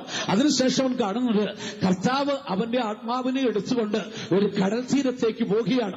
അവൻ നോക്കുമ്പോൾ ആകാശത്തില് അവന്റെ ജീവിതത്തിൽ പിന്നിട്ട വഴികളെല്ലാം അവന് കാണിച്ചു കൊടുക്കുക. ആ മണൽപ്പരപ്പിലൂടെ നടന്നുകൊണ്ട് പോകുന്ന രീതിയിലാകുന്നു അത് കാണിച്ചു കൊടുക്കുന്നത്. അവൻ ജനിച്ചു വീണത് മുതൽ അവൻ വളർന്ന ജീവിതത്തിന്റെ ഓരോ സന്ധികളും കാണിക്കുന്നു. ആ മണൽപ്പരപ്പിലൂടെ നടന്നു പോകുന്ന അടയാളങ്ങൾ കാണുവാൻ സാധിക്കുന്നു. പെട്ടെന്ന് അവന്റെ കാഴ്ച മണൽപ്പരപ്പിൽ ശ്രദ്ധിച്ചു. നോക്കിയപ്പോൾ 2 ജോഡി കാൽപാദങ്ങൾ അവൻ നടന്നു പോകുന്നതുണ്ട്. കൂടെ 2 ജോഡി കാൽപാദങ്ങൾ കൂടെ കാണുന്നുണ്ട്. അവൻ തിരിഞ്ഞ് കർത്താവിനോട് ചോദിച്ചു, കർത്താവേ, ഇതാ എന്റെ 2 ജോഡി കാൽപാദങ്ങൾ കാണുന്നു, അതിന്റെ കൂടെ 2 ജോഡി കാൽപാദങ്ങൾ കൂടെ കാണുന്നുണ്ടല്ലോ, അത് ആരുടേതാണ്? കർത്താവ് പറഞ്ഞു, മോനെ, അത് എന്റെ കാൽപാദങ്ങളാണ്.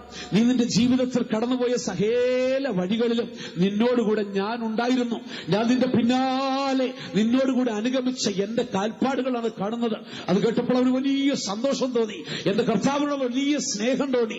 അവൻ ഈ കാഴ്ച കണ്ട് മുന്നോട്ട് പോയിക്കൊണ്ടിരിക്കുമ്പോൾ പെട്ടെന്ന് അവൻ ഒരു കാര്യം ശ്രദ്ധിച്ചു. 1 ജോഡി കാൽപാദങ്ങളെ കാണുന്നുള്ളൂ, 1 ജോഡി കാൽപാദങ്ങൾ കാണുന്നില്ല. അവൻ ആ രംഗത്തേക്കൊന്ന് സൂക്ഷിച്ചു നോക്കി.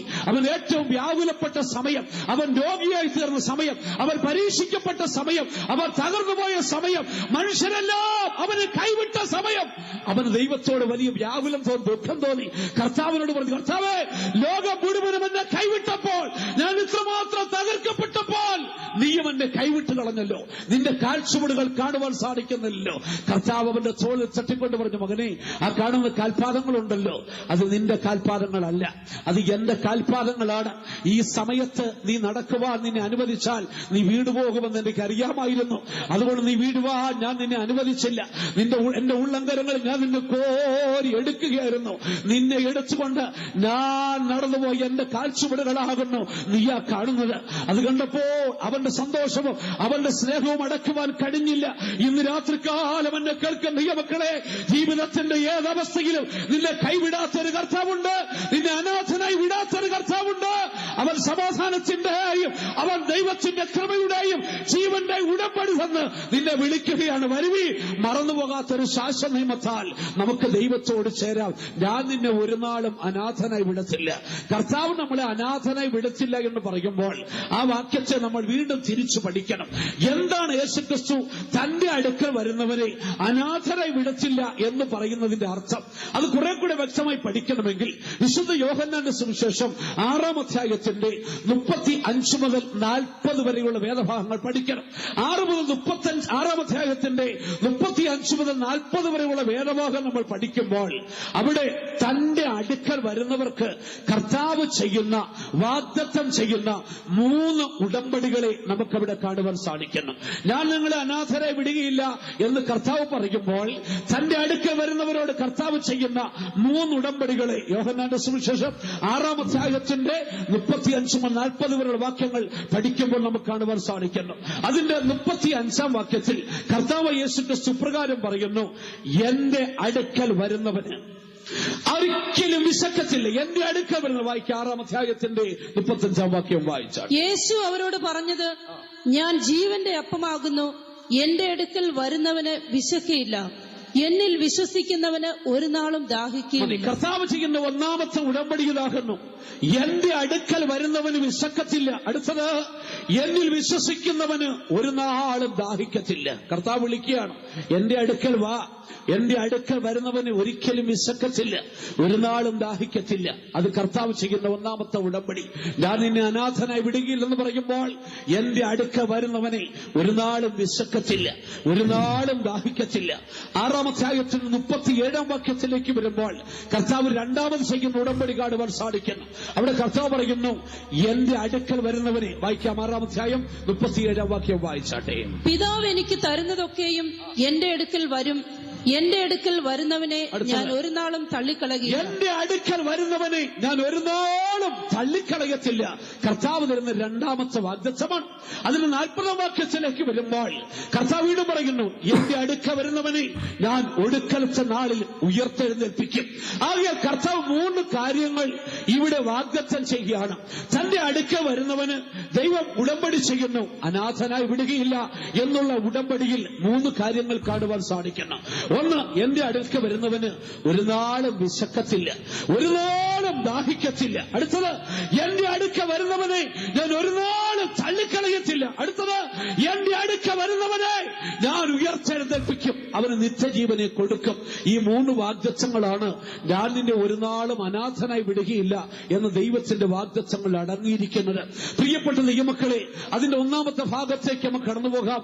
അവിടെ വായിക്കുന്നു, എന്റെ അടുക്കൽ വരുന്നവന് ഒരു നാളും ദാഹിക്കത്തില്ല, അവൻ ഒരിക്കലും വിശക്കത്തില്ല എന്ന് കർത്താവ് പറഞ്ഞിരിക്കുന്നു. ഇന്ന് ലോകത്തിൽ ആത്മീയമായിട്ട് വേണം ഈ വിഷയത്തെ നമ്മൾ പഠിക്കുവാൻ.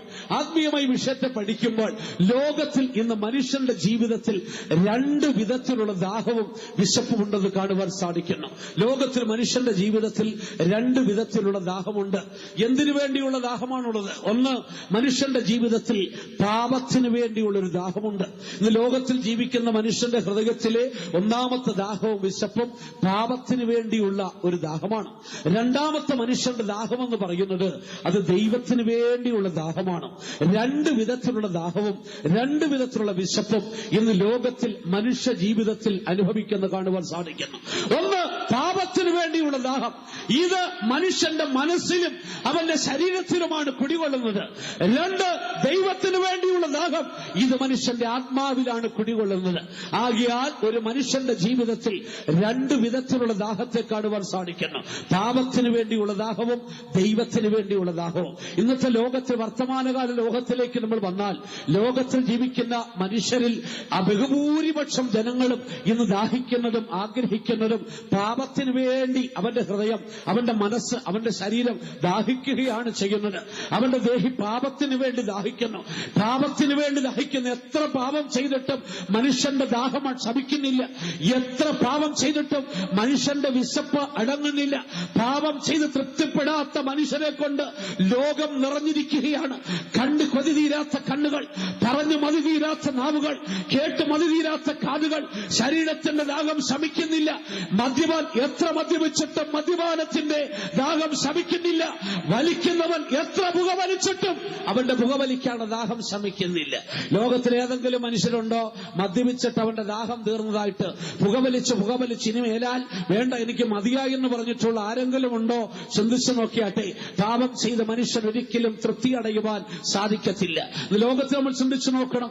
ഏതെങ്കിലും ഒരു മനുഷ്യൻ പാപം ചെയ്തിട്ട് എന്ന് വെച്ചാൽ മദ്യപിച്ച് ഏതെങ്കിലും ഒരു മനുഷ്യൻ നന്നായിട്ടുണ്ടോ? ഏതെങ്കിലും കുടുംബം നന്നായിട്ടുണ്ടോ? ഈ ഭരണിക്കാവിലുള്ള ഏതെങ്കിലും കുടുംബം മദ്യപിച്ചതിന് ശേഷം നന്നായിട്ടുണ്ടെങ്കിൽ പറ, ഞങ്ങൾ പ്രോത്സാഹിപ്പിക്കാം, മദ്യപിച്ചോളം പറയാം, എന്നാവുന്നെങ്കിൽ നന്നാവിക്കൊള്ളട്ടെ.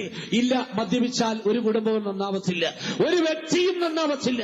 പിന്നെന്താണ് സംഭവിക്കുന്നത്? മദ്യത്തിന് അടിമപ്പെട്ട് കഴിഞ്ഞാൽ, പുകവലിക്ക് അടിമപ്പെട്ട് കഴിഞ്ഞാൽ, പാപത്തിന് അടിമപ്പെട്ട് കഴിഞ്ഞാൽ അവന്റെ ജീവിതത്തിൽ സംഭവിക്കുന്നത് ഒരു ഭാഗത്ത് അവന്റെ സമ്പത്ത് നശിക്കുന്നു, 2 അവന്റെ കുടുംബ ബന്ധങ്ങൾ തകർന്നു പോകുന്നു, 3 അവന്റെ ആരോഗ്യം നഷ്ടപ്പെട്ടു പോകുന്നു, 4 അവന്റെ സമാധാനം നഷ്ടപ്പെട്ടു പോകുന്നു, 5 അവന്റെ മനോബലം നഷ്ടപ്പെട്ടു പോകുന്നു, 6 നിരാശ അവന്റെ ജീവിതത്തിൽ കടന്നു വരുന്നു, 7 അപകർഷതാബോധത്തിന് അവൻ ഇടയായിത്തീരുന്നു, 8 കുറ്റബോധമുള്ള ഒരു മനസാക്ഷിക്ക് അവൻ ഇടയായിത്തീരുന്നു, 9 ഒരു തുണ്ട് കയറിൽ ഒടുവിൽ അവൻ ആത്മഹത്യ ചെയ്ത് ജീവിതം അവസാനിപ്പിക്കുന്നു. അതുമല്ലെങ്കിൽ വിധിയെ പടിചാരി അവന്റെ ജീവിതം ലോകത്ത് മുന്നോട്ട് നയിക്കുന്നു. ഇന്നത്തെ ലോകത്തിൽ പാപത്തിൽ രസിക്കുന്ന, പാപത്തിന്റെ വിശപ്പും ദാഹവും പേര് നടക്കുന്ന ഏതൊരു മനുഷ്യന്റെ അവസ്ഥ ഇതല്ലേ? അവന്റെ ജീവിതത്തിൽ ഒരിക്കലും അവന് പാപം ചെയ്ത് തൃപ്തി വരുന്നില്ല. അവൻ പാപം ചെയ്തിട്ട് അവന്റെ ജീവിതത്തിൽ ഒരിക്കലും അവന്റെ ജീവിതത്തിൽ നന്മ അനുഭവിക്കാൻ കഴിയുന്നില്ല. അവന്റെ ജീവിതത്തിലെല്ലാം നശിച്ചിട്ട്, അവന്റെ കുടുംബ ബന്ധങ്ങൾ നശിച്ചിട്ട്, അവന്റെ ആരോഗ്യം നശിച്ചിട്ട്, അവന്റെ സമാധാനം നശിച്ചിട്ട്, മനോബലം നശിച്ചിട്ട്, നിരാശനായി ഒടുവിൽ അവൻ ആത്മഹത്യ ചെയ്ത് ഈ ലോകത്തുനിന്ന് കടന്നുപോകുന്ന കാഴ്ച നമുക്ക് കാണുവാൻ സാധിക്കുന്നു. നമുക്കറിയാം, ശമരിയ സ്ത്രീ എന്ന് പറയുന്നതായ ഒരു സഹോദരിയെ കുറിച്ച്. പാപത്തിന്റെ അടങ്ങാത്ത ദാഹവും പേറി നട്ടുച്ച നേരത്ത് അവൾ വെള്ളം കോരുവാൻ കിണറ്റിന്റെ കരയിൽ കടന്നു വന്നു. കർത്താവ് തമ്പുരാൻ അവിടെ കണ്ടുമുട്ടി. പാപത്തിന് വേണ്ടിയുള്ള അവൾ അടങ്ങാത്ത ദാഹം കർത്താവ് അന്തരാത്മാവിൽ കണ്ടിട്ട് അവളോട് ചോദ്യം ചോദിക്കുന്നു, സഹോദരി, നീ എന്നോട് ചോദിക്ക, ഞാൻ ജീവന്റെ ജലം നിനക്ക് തരാം. ആ വെള്ളം കുടിച്ചാൽ പിന്നെ ഒരു നാളും നിനക്ക് ദാഹിക്കത്തില്ല. കർത്താവോട് പറയുക, പാപത്തിന്റെ അടങ്ങാത്ത ദാഹവുമായി നട്ടുച്ച നേരത്ത് കിണറ്റിങ്കൽ വെള്ളം കോരുവാൻ വന്ന ശമരിയാസ്ത്രീയോട് കർത്താവ് പറഞ്ഞു, നീ എന്നോട് ചോദിക്കേ, നിന്റെ ദാഹം ശമിക്കുന്നില്ലല്ലോ, ഞാൻ ജീവന്റെ ജലം തരാം. എന്നിൽ നിന്ന് കുടിച്ചാൽ പിന്നെ ഒരു നാൾ പാപത്തിന്റെ വിശപ്പ് നിനക്കുണ്ടാവില്ല, പാപത്തിന്റെ ദാഹം നിനക്കുണ്ടാവത്തില്ല, അത് പൂർണ്ണമായി നിന്നെ വിട്ടു പോകും. ആകയാൽ കർത്താവ് നമ്മെ വിളിക്കുകയാണ്, പ്രിയപ്പെട്ട ദൈവമക്കളെ, എന്റെ അടുക്കൽ വരുവീൻ, ഞാൻ കൊടുക്കുന്ന വെള്ളം കൊടുത്തു കഴിഞ്ഞാൽ, എന്നിൽ നിന്ന് കുടിച്ചു കഴിഞ്ഞാൽ പാപത്തിന്റെ വിശപ്പ് നിന്നെ വിട്ടുപോകും, പാപത്തിന് വേണ്ടിയുള്ള ദാഹം നിന്നെ വിട്ടുപോകും. ഇന്ന് ലോകത്തിന്റെ മനുഷ്യന്റെ വിശപ്പ് അടങ്ങുന്നില്ല.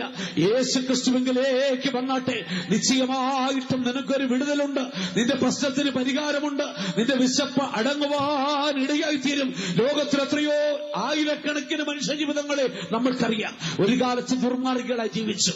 കർത്താവ് യേശു ക്രിസ്തുവിലേക്ക് കടന്നു വന്നു. യേശുവിന്റെ അടുക്കൽ വന്ന് ജീവന്റെ ഉറവയിൽ നിന്നും കുടിച്ചു. ഒടുവിൽ അവരുടെ ജീവിതത്തിൽ സംഭവിച്ചത്, അവർ ദുർമാർഗം വിട്ട് സന്മാർഗികളായി തീർന്നു. എത്രയോ മദ്യപാനികൾ മദ്യപാനത്തോട് വിട പറഞ്ഞ് യേശുവിന്റെ അടുക്കൽ വന്ന് ജീവന്റെ വെള്ളം കുടിച്ചു. അവരുടെ ജീവിതത്തിൽ മദ്യപാനം നിർത്തി എന്ന് മാത്രമല്ല, മദ്യപിക്കുന്നവരെ പിന്നെ കാണുന്ന പോലും വെറുപ്പായി തീരുവാനിടയായി തീർന്നിട്ടുണ്ട്. എത്രയോ നരഭോജികളെ യേശുവിന്റെ അടുക്കൽ കടന്നു വന്നിട്ട് നരസ്നേഹികളായി തീർന്നിട്ടുണ്ട്. നമ്മുടെ ചുറ്റുപാടുകൾ ജീവിക്കുന്ന എത്രയോ മനുഷ്യർ ഇന്നിവിടെ കടന്നു വന്നിരിക്കുന്നവരെ പലരുടെയും ജീവിതത്തിന്റെ യഥാർത്ഥ അവസ്ഥ, പച്ചയായ അവസ്ഥ പഴയ കാലത്ത് ചിന്തിച്ചു നോക്കിയാൽ, ഒരു കാലത്ത് പാപത്തിന്റെ അടങ്ങാത്ത ദാഹവും പേറി ഈ സമൂഹത്തിൽ ജീവിച്ചവരാ. യേശുവിന്റെ അടുക്കലേക്ക് കടന്നു വന്നു, യേശുവിന്റെ അടുക്കൽ നിന്നും ജീവന്റെ വെള്ളം കുടിച്ചു.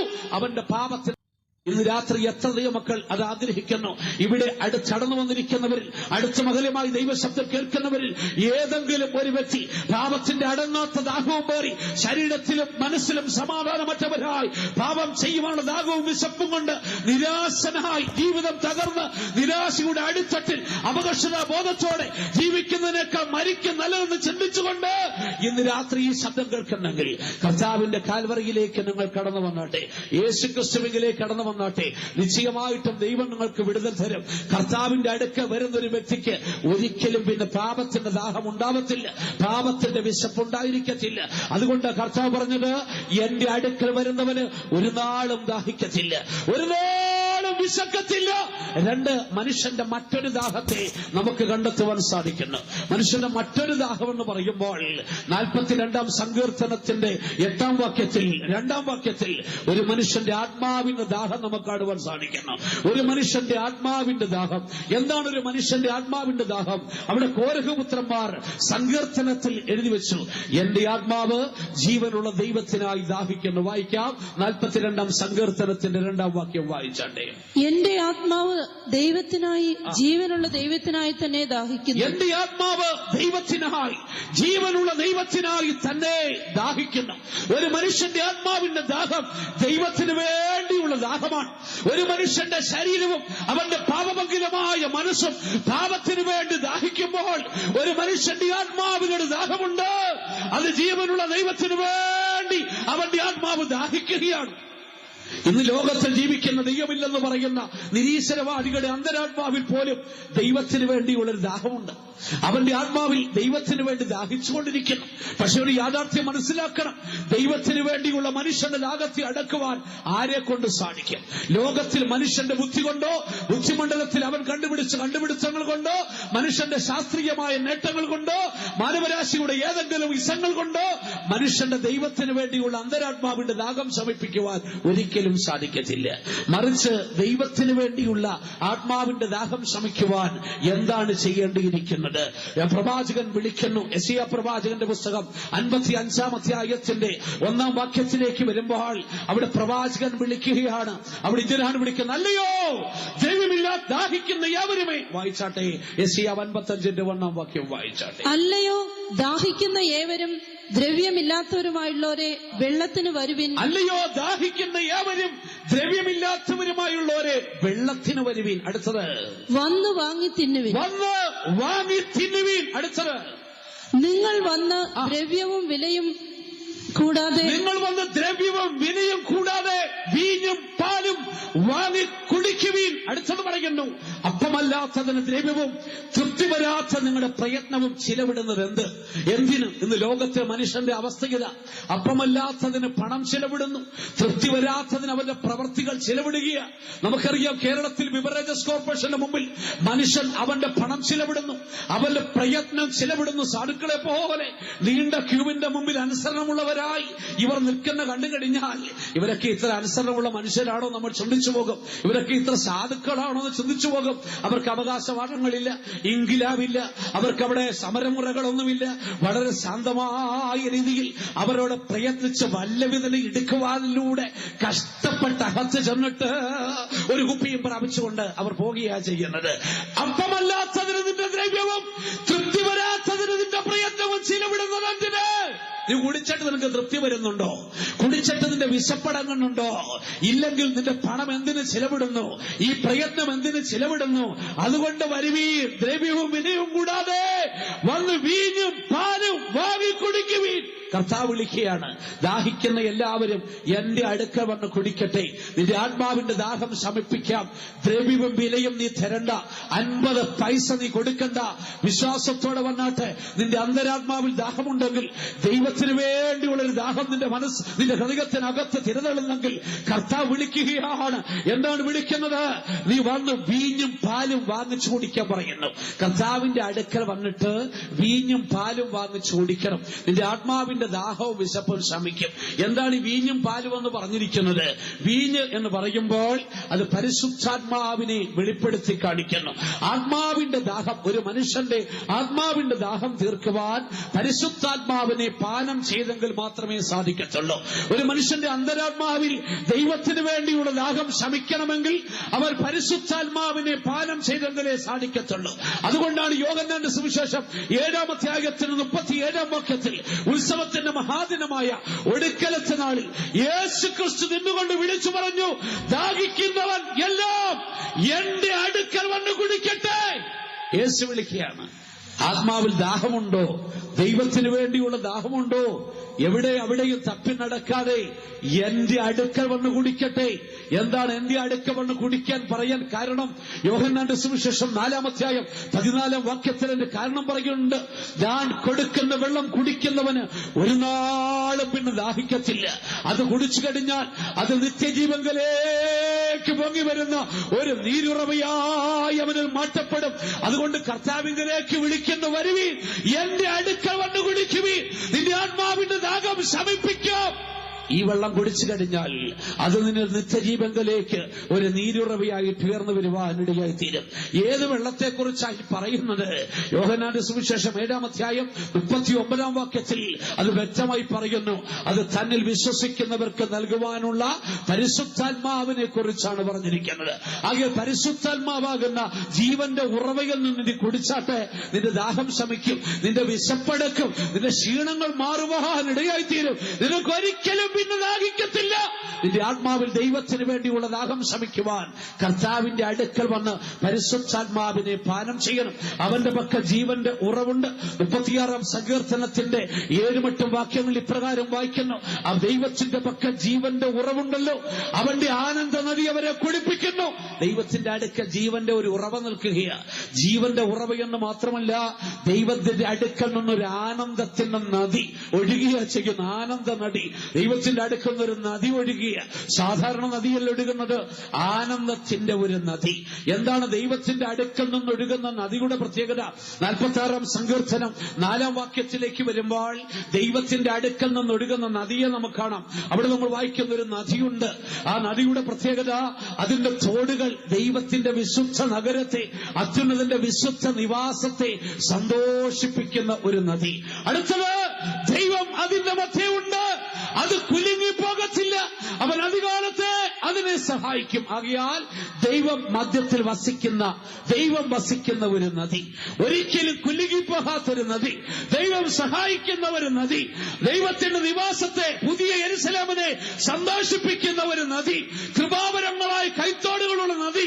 അത് ജീവന്റെ ഉറവാണ്, പരിശുദ്ധാത്മാവാണ്. ഈ പരിശുദ്ധാത്മാവിനെ നീ കുടിച്ചാട്ടെ, പാനം ചെയ്താട്ടെ, ആത്മാവിന്റെ വിശപ്പടങ്ങൾ. എന്തുകൊണ്ടാ നിന്റെ ആത്മാവിൽ ദൈവത്തിന് വേണ്ടിയുള്ള ദാഹം ശമിക്കാത്തറിയാമോ? പരിശുദ്ധാത്മാവിന്റെ നദിയിൽ നിന്ന് കുടിച്ചിട്ടില്ല, ജീവന്റെ ഉറവിൽ നിന്ന് കുടിച്ചിട്ടില്ല.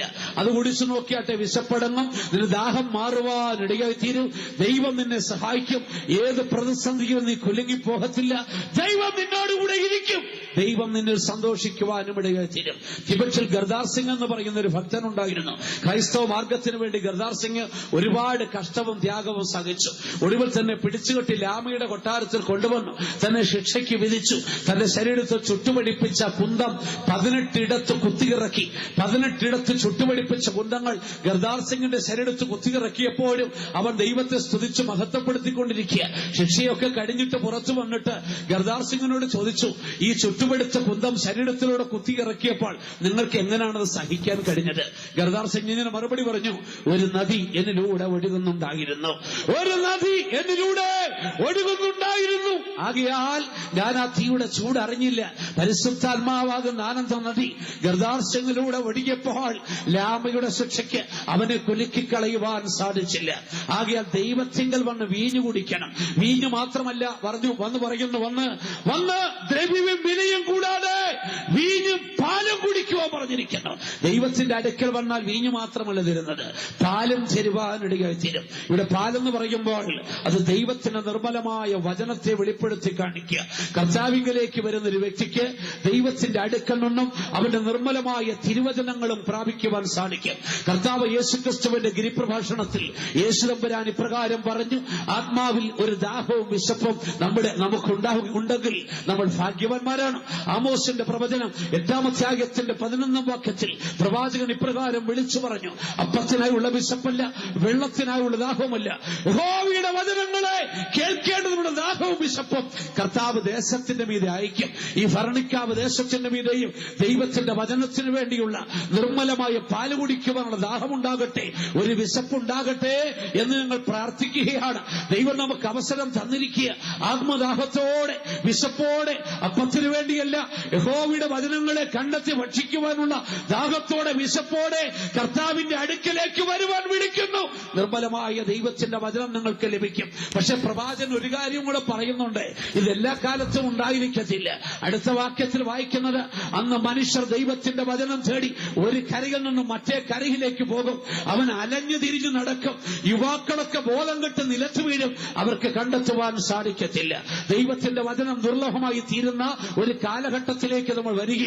ഇതുപോലെ സുവിശേഷ പ്രവർത്തനങ്ങൾ അവസാനിക്കാൻ പോകുക. ദൈവത്തിന്റെ നല്ല വചനങ്ങൾ ഇനി കേൾക്കുവാൻ നിങ്ങൾക്ക് എത്ര കാലം കഴിയുമെന്നറിയത്തില്ല. ബോധം കെട്ടി വീഴുന്ന ഒരു അവസ്ഥയിലേക്ക് ലോകം വരുവാൻ പോകുക. ആകിയാൽ അന്തരാത്മാവിൽ നിങ്ങൾക്കൊരു ദാഹമുണ്ടാവണം. എന്തിനു വേണ്ടിയുള്ള ദാഹമെന്നറിയാമോ? യഹോവയുടെ വചനങ്ങളെ കണ്ടെത്തി ഭക്ഷിക്കുവാനുള്ള ഒരു ദാഹവും വിശപ്പും. അതുണ്ടോ? കർത്താവിങ്കിലേക്ക് വാ. ദ്രവ്യവും വിലയും നീ തരണ്ട.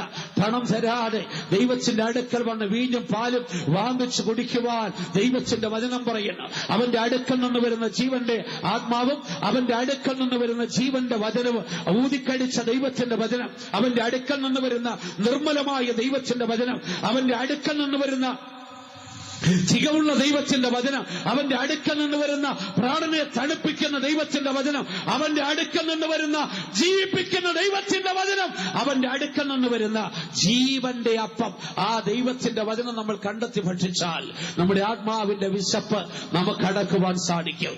ആകെ പ്രിയപ്പെട്ട ദൈവമക്കളെ, കർത്താവിന്റെ അടുക്കലേക്ക് വന്നാട്ടെ. അവന്റെ അടുക്കൽ വന്നാൽ നിന്റെ ആത്മാവിൽ ദൈവത്തിന് വേണ്ടിയുള്ള ദാഹവും വിശപ്പും ശമിക്കും. അവന്റെ അടുക്കൽ നിന്ന് പരിശുദ്ധാത്മാവിനെ പാനം ചെയ്യാം. അവന്റെ അടുക്കൽ നിന്ന് ജീവന്റെ അപ്പമാകുന്ന ദൈവത്തിന്റെ വചനം നിനക്ക് ഭക്ഷിക്കാം. എന്താണ് ഈ വചനത്തിന്റെ പ്രത്യേകത? യോഹന്നാന്റെ സുവിശേഷം 6-ാം അധ്യായം 48-ാം വാക്യത്തിൽ യേശു തന്നെ പറഞ്ഞിട്ടുണ്ട്, നമ്മുടെ പിതാക്കന്മാരെല്ലാവരും മരുഭൂമിയിൽ വെച്ച് മന്ന തിന്നു, പക്ഷെ അവരൊക്കെ മരിച്ചുപോയി. പക്ഷെ ഇത് അങ്ങനെയുള്ളതല്ല. ഇത് ജീവന്റെ മന്നയാണ്. ഇത് തിന്നുന്നവർ മരിക്കുകയല്ല, അവർ ജീവിക്കേണ്ടതിന് ഇത് സ്വർഗത്തിൽ നിന്ന് ഇറങ്ങി വന്ന ജീവന്റെ അപ്പമാണ്. അതാണ് പടിനിമ ഭക്തന്മാരും നമ്മളും തമ്മിലുള്ള വ്യത്യാസം. നമ്മുടെ പിതാക്കന്മാർ മരുഭൂമിയിൽ വെച്ച് മന്ന തിന്നുപോയി. മന്ന തിന്നവരൊക്കെ വഴിയിൽ പട്ടുപോയി, വഴിയിൽ മരിച്ചു വീണു. എന്നാൽ ഈ മന്ന തിന്നു കഴിഞ്ഞാൽ, ഈ ജീവന്റെ അപ്പം തിന്നു കഴിഞ്ഞാൽ ഒരിക്കലും വഴിയിൽ പട്ടുപോകത്തില്ല. ഇത് നിത്യജീവങ്കിലേക്ക് നിന്നെ നടത്തും. അത് കഴിക്കുന്നവർ ശക്തി പ്രാപിക്കും, ബലം പ്രാപിക്കും. ആകയാൽ ആത്മാവിൽ ജീവൻ പ്രാപിക്കുവാൻ ജീവന്റെ വചനത്തെ നീ കണ്ടെത്തി ഭക്ഷിച്ചാട്ടെ. ആത്മാവിൽ ജീവൻ പ്രാപിച്ച് വിശപ്പടക്കുവാൻ പരിശുദ്ധാത്മാവിനെ പാനം ചെയ്താട്ടെ. നിന്റെ അന്തരാത്മാവിൽ ദൈവത്തിന് വേണ്ടിയുള്ള ദാഹവും വിശപ്പും ശമിപ്പിക്കുവാൻ കർത്താവിന്റെ അടുക്കലേക്ക് വന്നാട്ടെ. കർത്താവ് നിന്നെ സ്നേഹത്തോടെ വിളിക്കുന്നു. എന്റെ അടുക്കൽ വരുന്നവനെ ഞാൻ ഒരു നാളും അനാഥനായി വിടത്തില്ല. എന്റെ അടുക്കൽ വരുന്നവന് ഇനി ഒരിക്കലും ദാഹിക്കത്തില്ല, ഇനി ഒരിക്കലും വിശക്കത്തില്ല. കർത്താവ് നമുക്ക് വാഗ്ദത്തം തരുന്നു. അത് മാത്രമല്ല, അവൻ തരുന്ന രണ്ടാമത്തെ വാഗ്ദത്തം എന്തെന്നറിയാമോ? 6-ാം അധ്യായത്തിന്റെ യോഹന്നാൻ 6:37 ഞാൻ നിങ്ങളെ അനാഥനായി വിടത്തില്ല എന്ന് കർത്താവ് പറയുമ്പോൾ അവിടെ പറയുന്നു, എന്റെ അടുക്ക വരുന്നവനെ ഞാൻ ഒരു നാളും തള്ളിക്കളയത്തില്ല. കർത്താവ് നമുക്ക് തരുന്ന ഏറ്റവും നല്ല വാഗ്ദത്തം. നമുക്ക് ആ ഭാഗം മാത്രം ഒന്ന് വായിക്കാം. യോഹന്നാന്റെ സുവിശേഷം 6-ാം അധ്യായത്തിന്റെ 37-ാം വാക്യം വായിച്ചാട്ടെ. എന്റെ അടുക്കൽ വരുന്നവനെ ഞാൻ ഒരു നാളും തള്ളിക്കളകിയില്ല. നോക്കുക, എന്റെ അടുക്കൽ വരുന്നവനെ ഞാൻ ഒരു നാളും തള്ളിക്കളകയില്ല. ലോകത്തിൽ ഒരു മനുഷ്യന്റെ ജീവിതത്തിൽ അരിഷ്ടമായ വേദനാജനകമായ അവസ്ഥയാണ് തള്ളപ്പെടുന്ന അവസ്ഥ എന്ന് പറഞ്ഞിരിക്കുന്നത്. സമൂഹത്തിൽ എത്രയോ പ്രാവശ്യം ഒരുപക്ഷെ നിങ്ങളും ഇത് അനുഭവിച്ചിട്ടുണ്ടായിരിക്കാം. തള്ളപ്പെട്ടു പോകുന്ന അവസ്ഥ, ഒരുപക്ഷെ വിദ്യാഭ്യാസം ഇല്ലാത്തതിന്റെ പേരിൽ, കുടുംബശ്രേഷ്ഠത ഇല്ലാത്തതിന്റെ പേരിൽ, ജാതിമഹത്വം ഇല്ലാത്തതിന്റെ പേരിൽ, സാമ്പത്തിക ഭദ്രത ഇല്ലാത്തതിന്റെ പേരിൽ, സൗന്ദര്യമില്ലാത്തതിന്റെ പേരിൽ, ആരോഗ്യമില്ലാത്തതിന്റെ പേരിൽ തള്ളപ്പെടുന്ന സമൂഹത്തിൽ, കുടുംബത്തിൽ, അടുത്തത് മനുഷ്യന്റെ മുമ്പിൽ ഒക്കെ തള്ളപ്പെട്ടു പോകുന്ന, സമുദായത്തിൽ തള്ളപ്പെട്ടു പോകുന്ന എത്രയോ സന്ദർഭങ്ങൾ ജീവിതത്തിൽ ഉണ്ടായിട്ടുണ്ട്. ആ തള്ളപ്പെടുന്ന അവസ്ഥ എത്ര ഭയാനകമാണ്, എത്ര വേദനാജനകമാണ് എന്ന് കർത്താവ് പറഞ്ഞില്ല. എന്റെ അടുക്ക വരുന്നവനെ ഞാൻ ഒരു നാളും തള്ളിക്കളയത്തില്ല. തള്ളപ്പെടുന്നതിന്റെ വേദന ഏറ്റവും അധികം അനുഭവിച്ചൊരു ഭക്തനാണ് ദാവീദ്. അതുകൊണ്ട് അവന്റെ ജീവിതത്തെ അനുഭവത്തോടുകൂടെ സങ്കീർത്തനത്തിൽ അവൻ ഇപ്രകാരം എഴുതി വെച്ചു, എന്റെ അപ്പനും അമ്മയും എന്നെ ഉപേക്ഷിച്ചു കളഞ്ഞു, പക്ഷെ യഹോവ എന്നെ ചേർത്തുകൊണ്ടു. ദാവീദ് ഇത് പറയുന്നത് സങ്കടത്തോടു കൂടിയാണ് കേട്ടോ. അവന്റെ അപ്പനും അമ്മയും പോലും അവനെ തള്ളിക്കളഞ്ഞതാ. പക്ഷെ അവൻ പറയുന്നു, ഇല്ല, എന്റെ കർത്താവ് അവനെ ചേർത്തുകൊണ്ടു. സംഭവം എപ്പോഴാണ് നിങ്ങൾക്കറിയാമോ? ശൗലിനെ രാജസ്ഥാനത്ത് തള്ളിക്കളഞ്ഞതിന് ശേഷം അടുത്ത രാജാവായി വാഴിക്കേണ്ട ആളാരാണെന്ന് ശമൂവേൽ പ്രവാചകനോട് ദൈവം ഇടപെട്ടിട്ട് പറഞ്ഞു, ബേത്ലഹേമിലേക്ക് പോകുക, ഇശായിയുടെ കുടുംബത്തിൽ ഞാൻ രാജാവിനെ കണ്ടിട്ടുണ്ട്, അവിടെ ചെന്ന് നീ ഒരു യാഗം ക്രമീകരിക്കണം, യാഗത്തിന് എല്ലാവരെയും വിളിക്കണം, ഇശായിയുടെ പുത്രന്മാരെ ഇശായുടെ കുടുംബത്തെ വിളിക്കണം, അവിടെ അവന്റെ മക്കളിൽ ഒരുത്തനെ ഞാൻ ഇസ്രായേലിന്റെ രാജാവായിട്ട് വാഴിക്കാൻ പോകുന്നു. യാഗം നിശ്ചയിച്ചു, ഇശായിയുടെ കുടുംബത്തെ വിളിച്ചു, സകലരെയും വിളിച്ചു. അവിടെ ഭയങ്കരമായി സദ്യയാണ്, ഭയങ്കര ആഘോഷമാണ്. ഇസ്രായേൽ രാജാവിനെ വാഴിക്കാൻ പോകുന്ന ചടങ്ങുകൾ നടക്കാൻ പോവുകയാണ്, അഭിഷേകം നടക്കാൻ പോവുകയാണ്. ജനങ്ങളെല്ലാവരും ബേത്ലഹേമിൽ കൂടി. ഇശായിയുടെ പുത്രൻ അവന്റെ മക്കൾ 8 പേര്, 7 പേരെയും വിളിച്ചു. ഒരുക്കി രാവിലെ മനോഹരമായിട്ട് കുളിച്ച് നല്ല വേഷമൊക്കെ ഇടിവിച്ച് രാജാവായിരിക്കുവാൻ യോഗ്യരാക്കി തീർച്ച ആ ദാവീദിന്റെ ഇശായി മക്കളെയൊക്കെ റെഡിയാക്കി നിർത്തിയിരിക്കുക.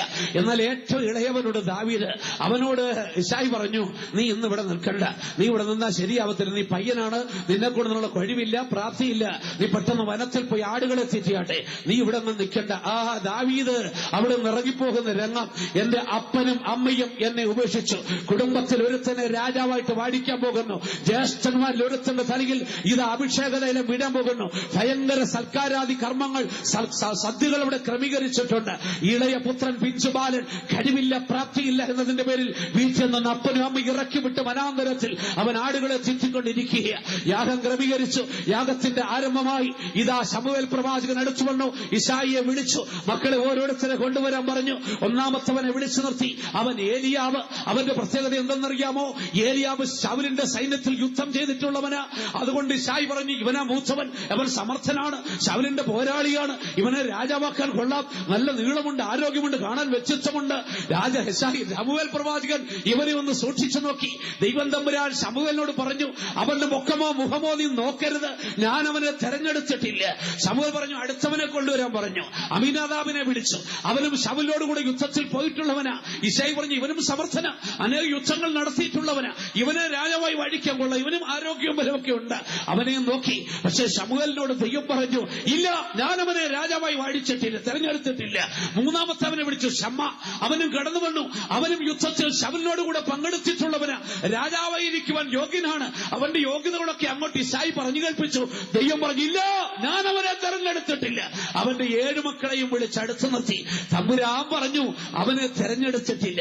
ശമൂവേൽ അവസാനം ഇശായിയോടൊരു ചോദ്യം ചോദിക്കുന്നു, നിനക്ക് ഇത്ര മക്കളെ ഉള്ളോ, ഇനി മക്കൾ വല്ലതും ഉണ്ടോ എന്ന് ചോദിച്ചപ്പോൾ ഇവൻ അല്പം ലജ്ജാഭാരത്തോടെ വ്യാകുലപ്പെട്ട മനസ്സോട് പറഞ്ഞു, ഇനി ഒരുത്തനുണ്ട്, അവൻ പയ്യനാണ്, ഒരു കഴിവില്ല, ബാലനാണ്. അതുകൊണ്ട് അവന് ഞാൻ കുറച്ച് ആടുകളെ വാങ്ങിച്ച് തീറ്റാനായിട്ട് കാട്ടിൽ വിട്ടിരിക്കുകയാണ്.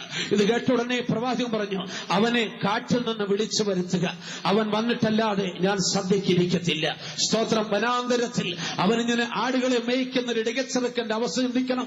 കീറിപ്പറിഞ്ഞ വസ്ത്രവും തോളൊരു പൊക്കണ സഞ്ചിയും കൈപിടിച്ചുകൊണ്ട് അവനിങ്ങനെ ഇടയബാലനായി, ഇടയച്ചെറുക്കനായി ഒരു ഇടയവടിയും കയ്യിൽ പിടിച്ച് അവനിങ്ങനെ വനാന്തരത്തിൽ കീറിപ്പറിഞ്ഞ വസ്ത്രം വിരൂപനായി അവൻ ആടുകളെ മേയ്ക്കുമ്പോൾ ഇവിടെ ഒരു വിളി വരുന്നതാ, നിന്നെ വീട്ടിലേക്ക് വിളിക്കുന്നു, ചപ്പാട് കഴിക്കാനായിരിക്കുമെന്ന് അവൻ ആഗ്രഹിച്ച ആർത്തിയോട് അപ്പന്റെ വീട്ടിൽ ഒരു നേരത്തെ ഊണിന് വേണ്ടി അപ്പന്റെ അടുക്ക ചെല്ലുമ്പോൾ ദൈവം തമ്പുരാൻ അവനെ കണ്ടിട്ട് ശമൂവേലിനോട് പറഞ്ഞു, എഴുന്നേറ്റ് അവനെ അഭിഷേകം ചെയ്യുക, ഇവനെ ഞാൻ തിരഞ്ഞെടുത്തിരിക്കുന്നു.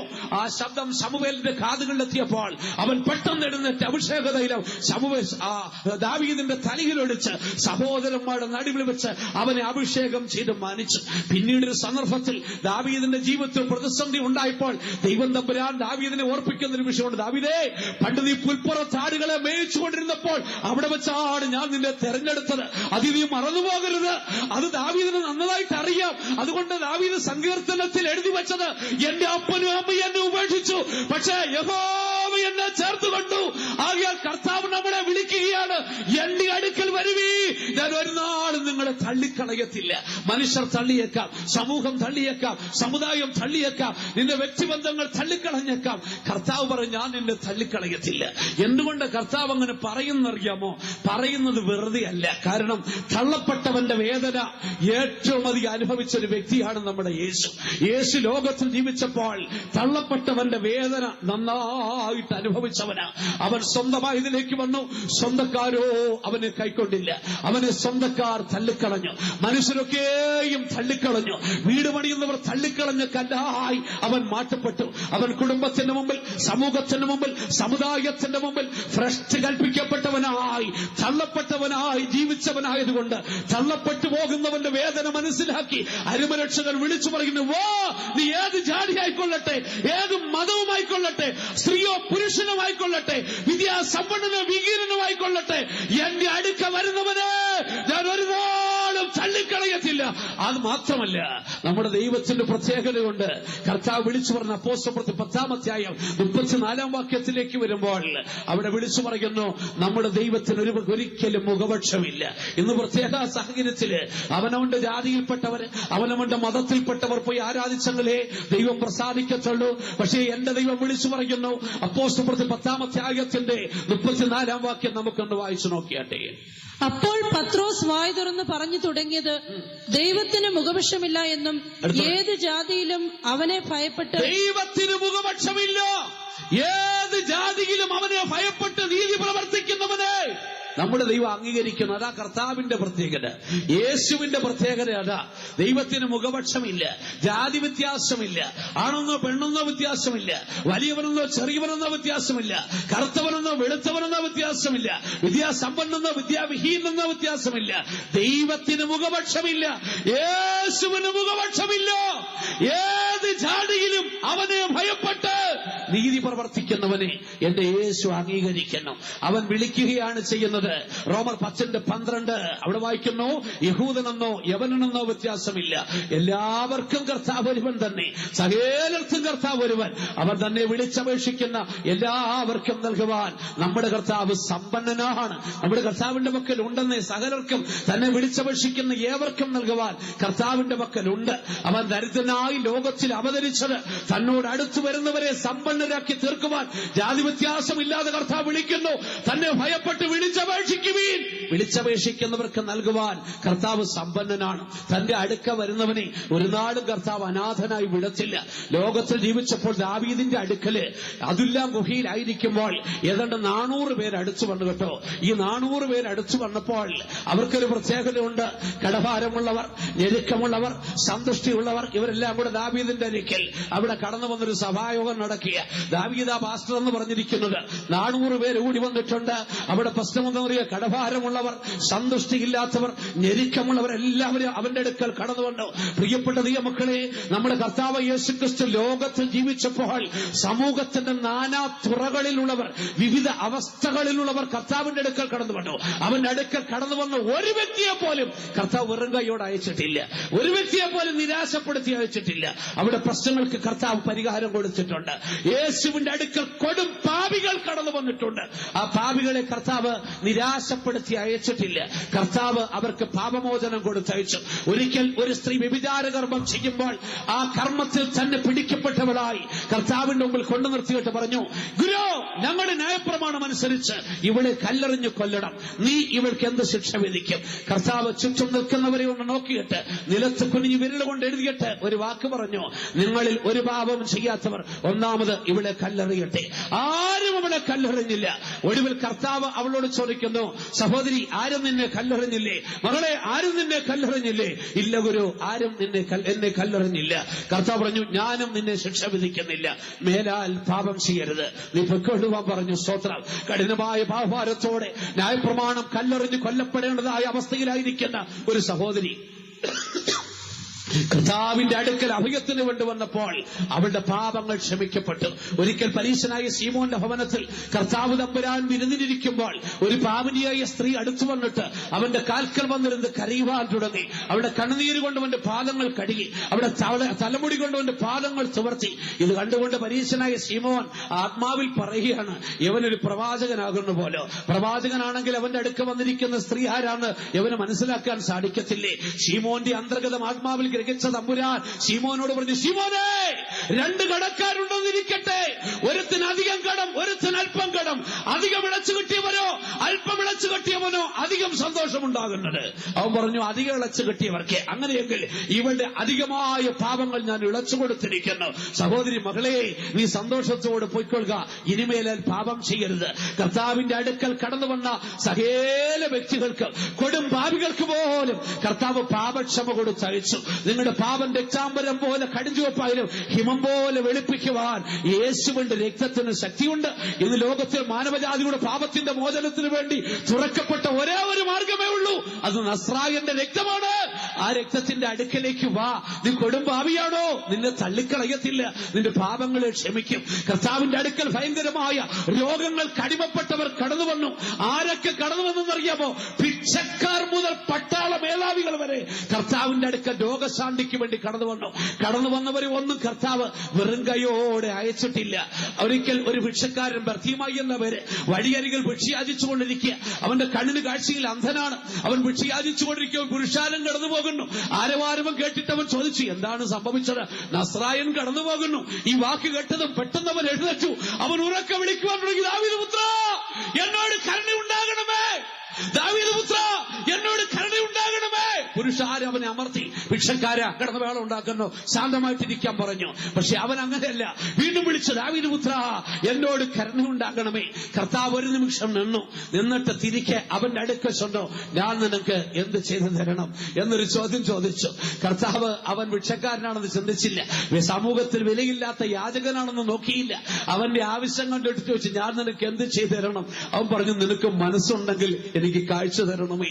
കർത്താവ് പറഞ്ഞു, ഉണ്ട്, എനിക്ക് മനസ്സുണ്ട്, നീ സൗഖ്യം പ്രാപിക്ക. അവൻ കാഴ്ച പ്രാപിച്ചവനായി എഴുന്നേറ്റ് തുള്ളിച്ചാടി നൃത്തം ചെയ്ത് അവന്റെ പിന്നാലെ പോകുകയാണ്. കർത്താവിന്റെ അടുക്കൽ ചെന്ന ഭിക്ഷക്കാരനെ പോലും കർത്താവ് നിരാശനായി വിട്ടിട്ടില്ല. അവനെ തള്ളിക്കളഞ്ഞിട്ടില്ല.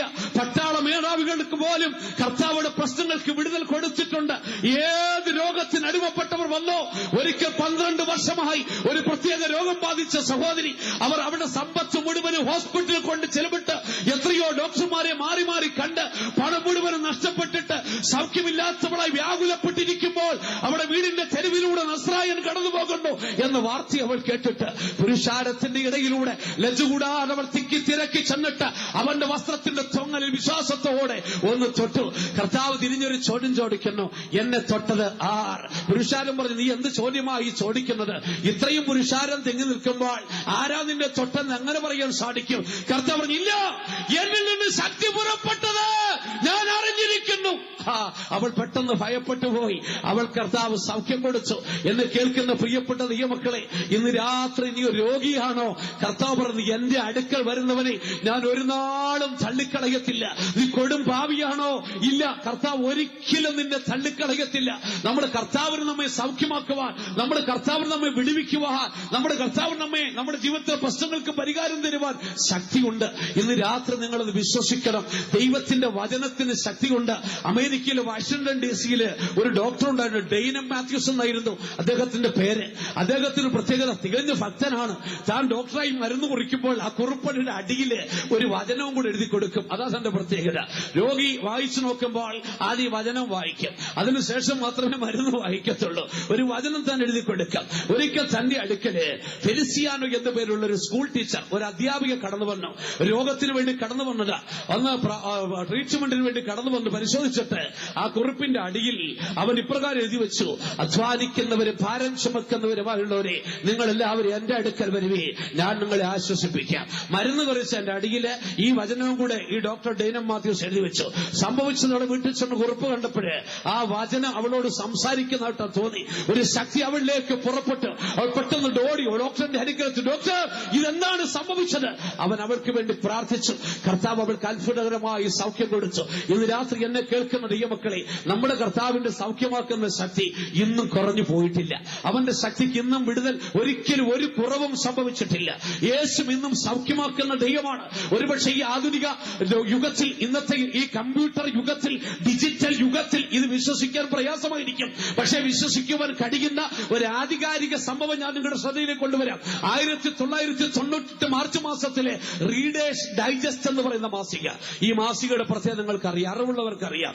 റീഡേഴ്സ് ഡൈജസ്റ്റ് എന്ന് പറയുന്ന മാസികയുടെ പ്രത്യേകത, ലോകത്തിലുള്ള സകല മാസികകളിലും ഏറ്റവും ആധികാരികമായ മാഗസീനാണ് റീഡേഴ്സ് ഡൈജസ്റ്റ് എന്ന് പറയുന്നത്.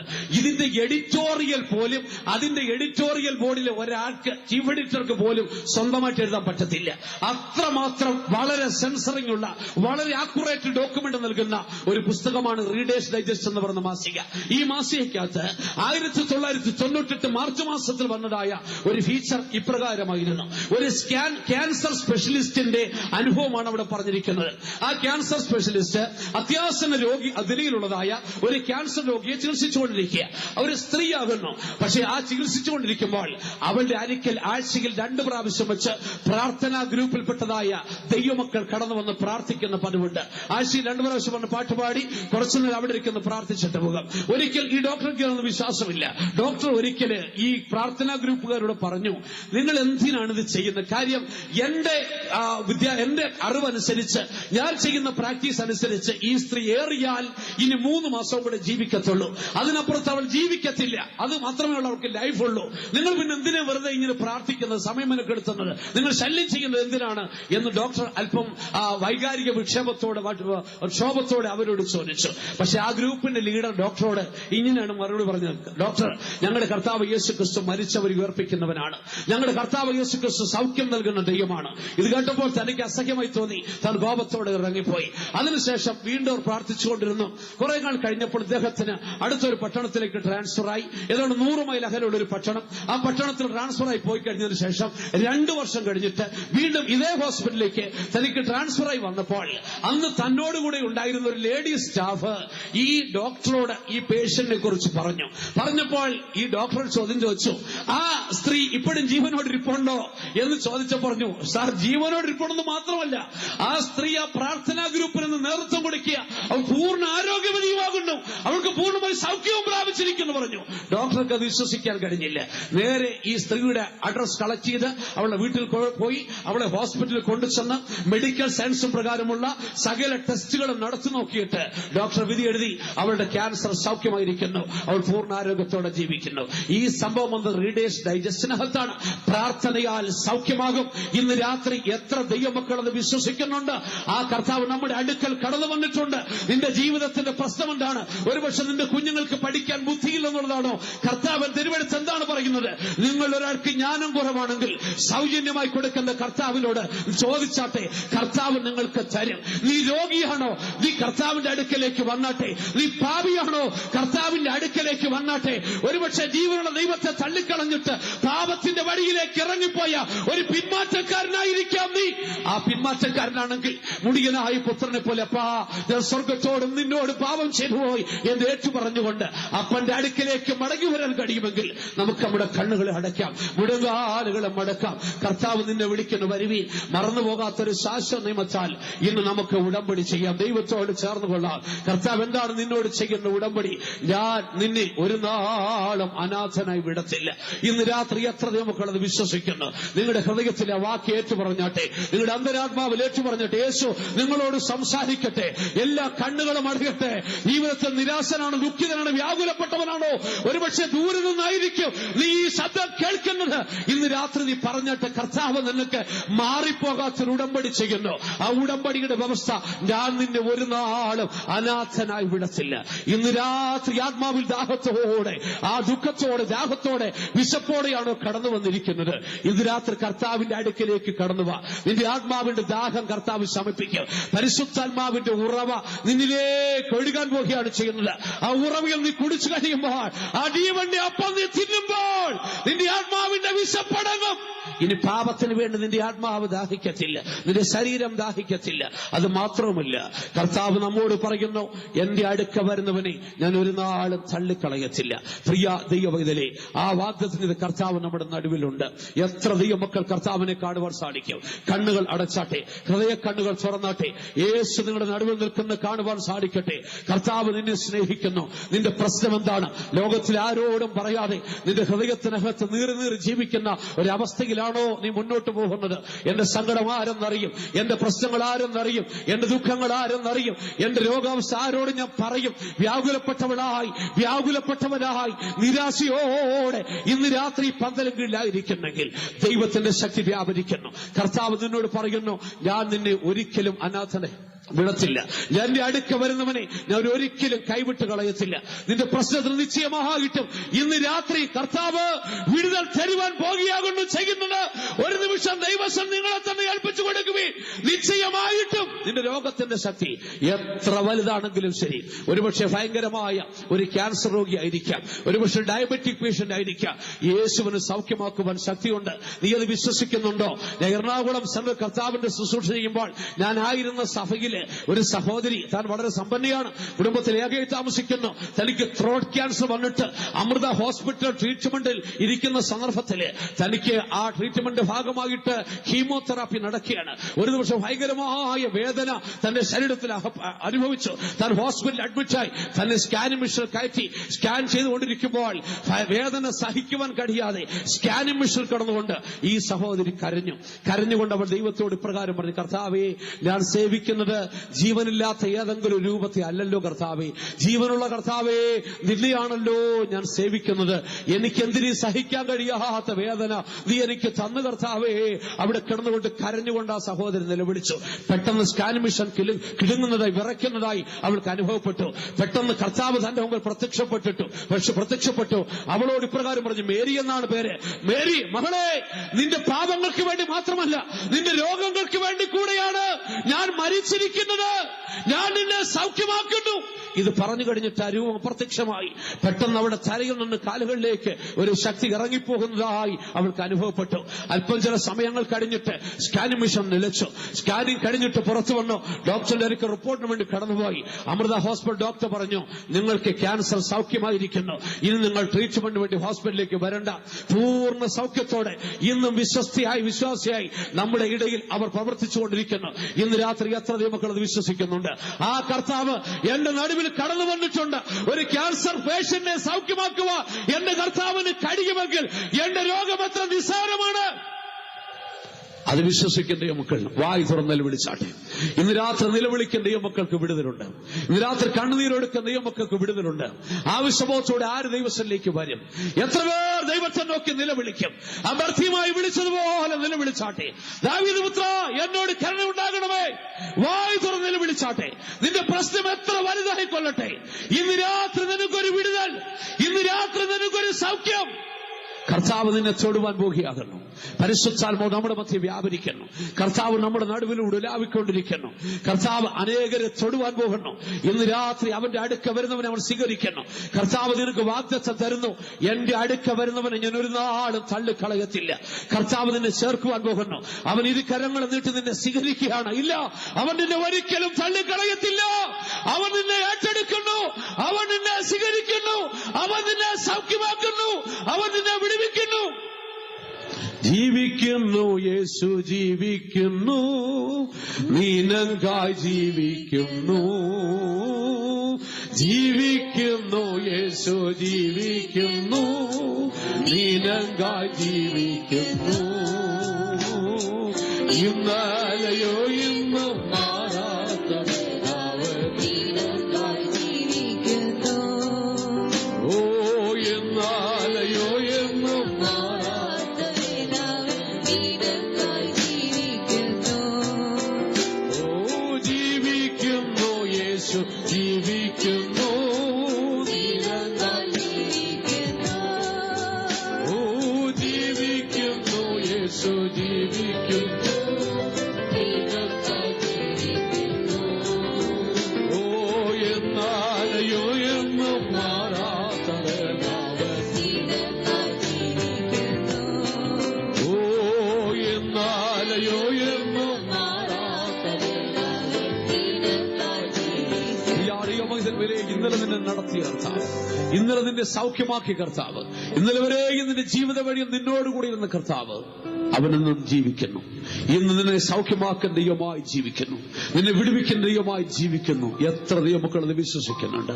ഇന്ന് ആ കർത്താവിൽ വിശ്വസിക്കുന്നുവെങ്കിൽ, ജീവിക്കുന്ന യേശുവിൽ വിശ്വസിക്കുന്നുവെങ്കിൽ നമുക്ക് ഒരുമിച്ച് കരങ്ങളടിച്ച് പ്രത്യാശയോടെ ചേർന്ന് ജീവിക്കുന്നു. എന്റെ യേശു എനിക്ക് വേണ്ടി ജീവിക്കുന്നു, എന്നെ സൗഖ്യമാക്കുന്ന യേശു എനിക്ക് വേണ്ടി ജീവിക്കുന്നു, മാറാത്ത യേശു ജീവിക്കുന്നു. നമുക്ക് കരങ്ങളടിച്ച് പാടി ദൈവത്തിൽ സന്തോഷിച്ച് വിടുതലെടുക്കാം. ജീവിക്കുന്നു, യേശു ജീവിക്കുന്നു, എനിക്കായി ജീവിക്കുന്നു. ഓ ജീവിക്കുന്നു, യേശു ജീവിക്കുന്നു, ഓ എന്നാലയോ എന്നും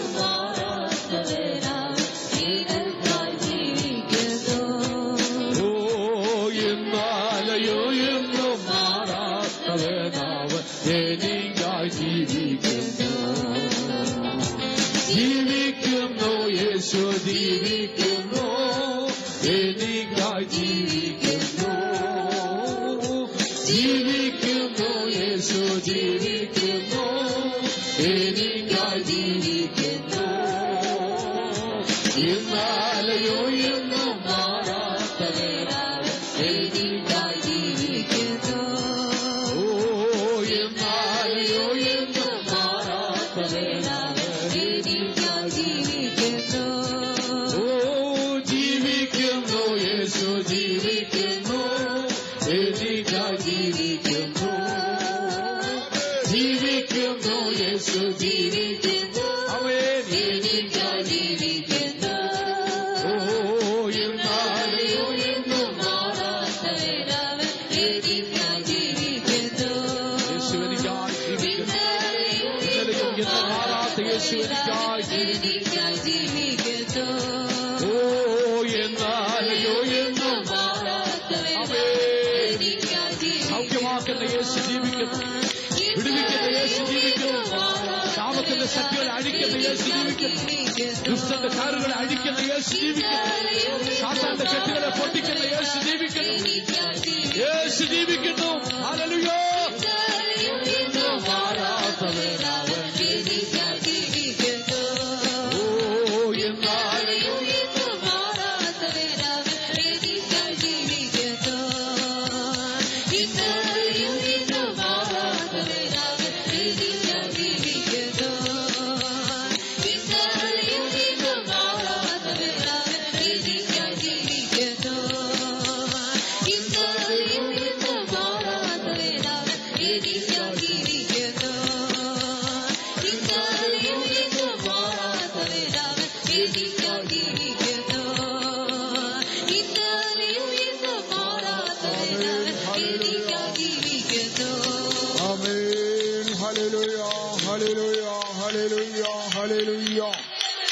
Praise the Lord. Hallelujah, hallelujah, hallelujah, hallelujah.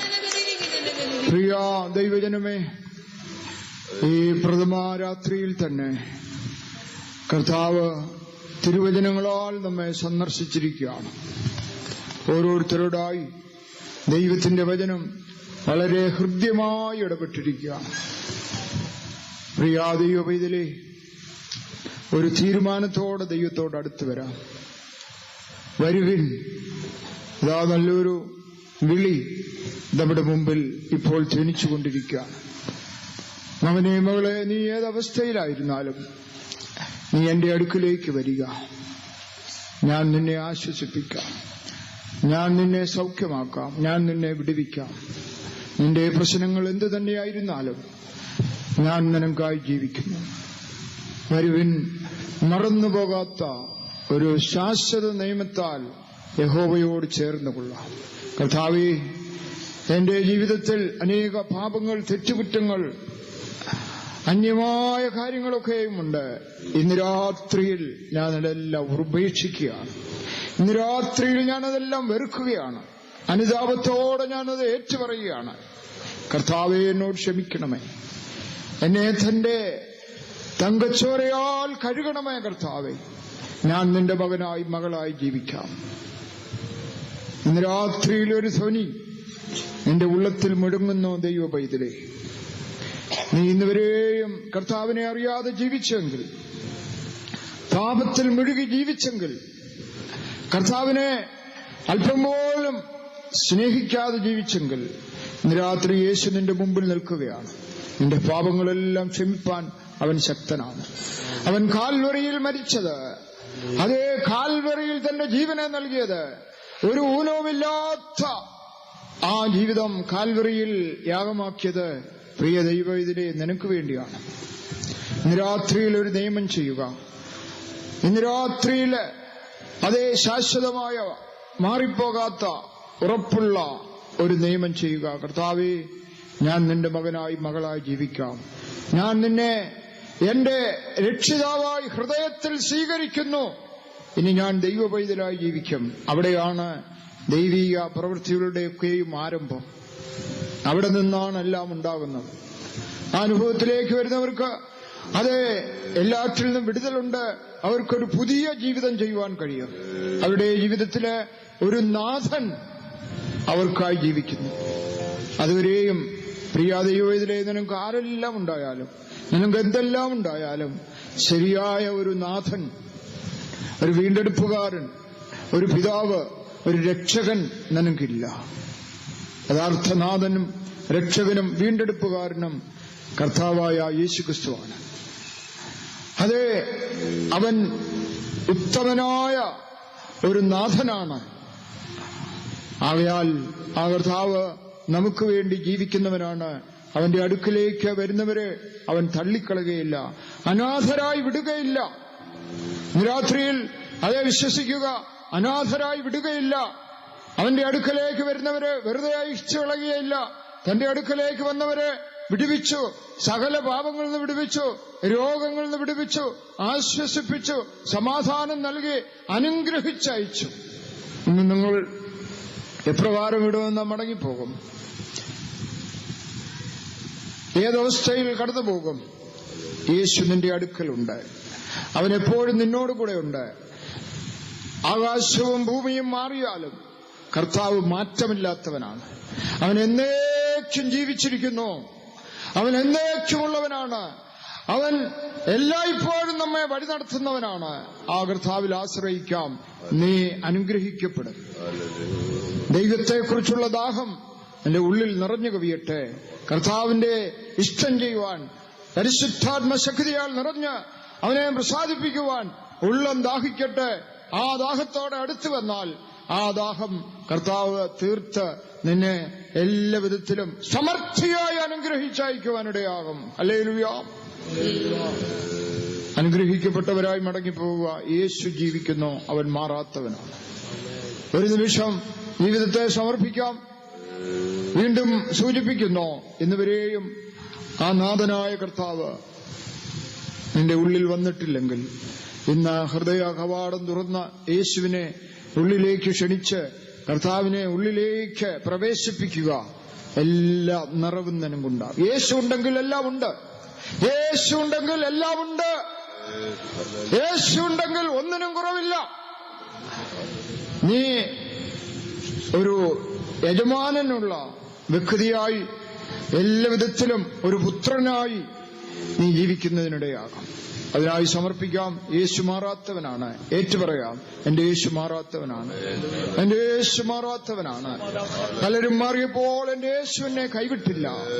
അവൻ എന്നോട് കൂടെ ഉണ്ട്. ഇപ്പോഴും എന്നോട് കൂടെ ഉണ്ട്. അവൻ എന്റെ കരം പിടിച്ചിട്ടുണ്ട്.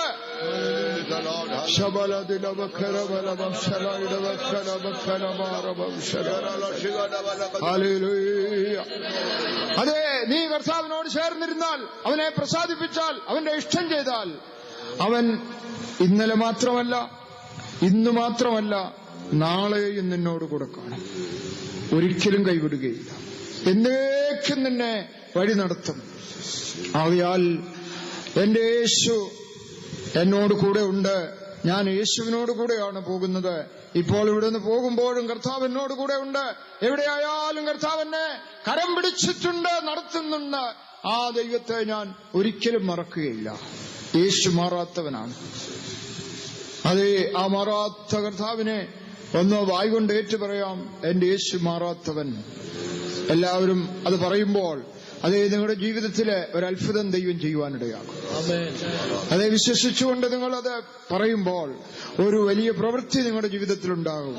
അതേ, നിങ്ങളുടെ അനാഥത്വം എല്ലാം മാറ്റപ്പെടുവാനിടയാകും. യേശു മാറാത്തവൻ, യേശു മാറാത്തവൻ, യേശു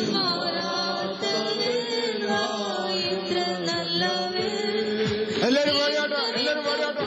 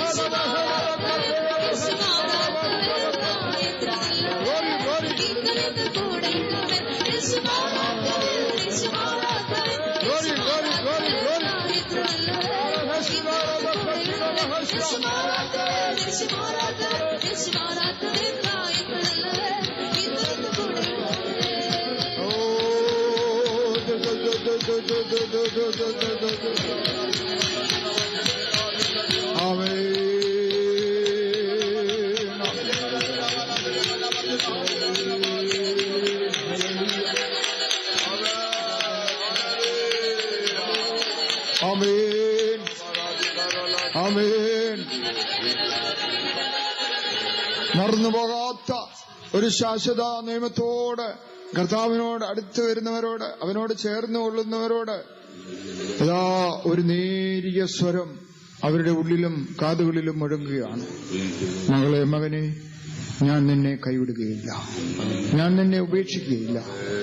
എല്ലാ നാളും ഞാൻ നിന്നോട് കൂടെ ഉണ്ട്. നീ ഭയപ്പെടേണ്ട, നീ അധൈര്യപ്പെടേണ്ട, നീ ലജ്ജിച്ചു പോകുകയില്ല. ഞാൻ നിന്നോട് കൂടെ ഉണ്ട്.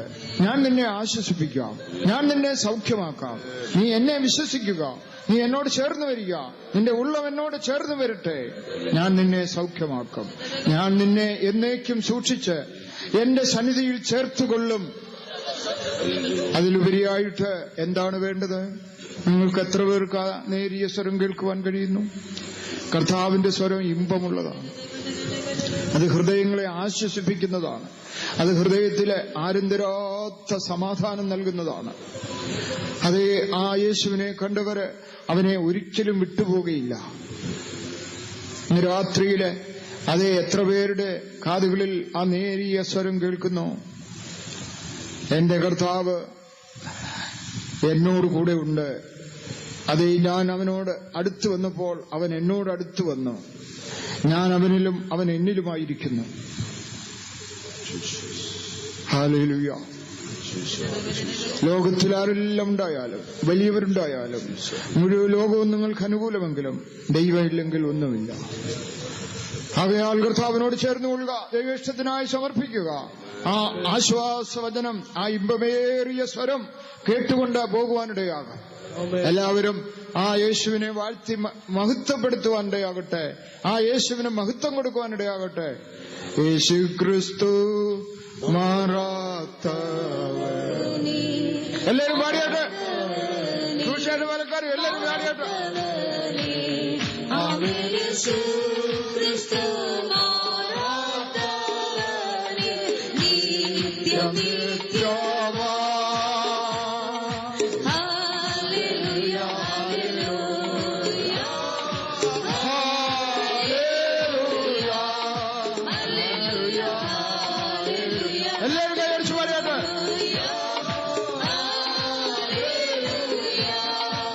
Yes, you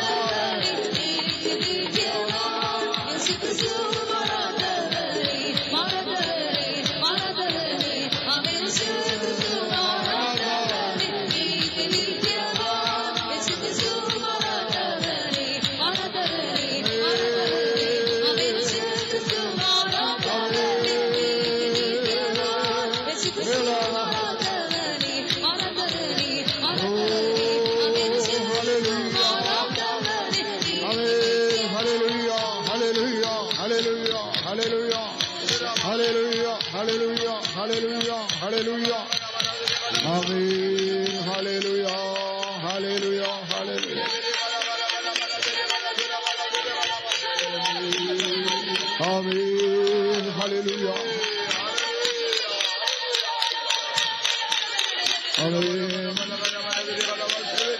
ആമേൻ.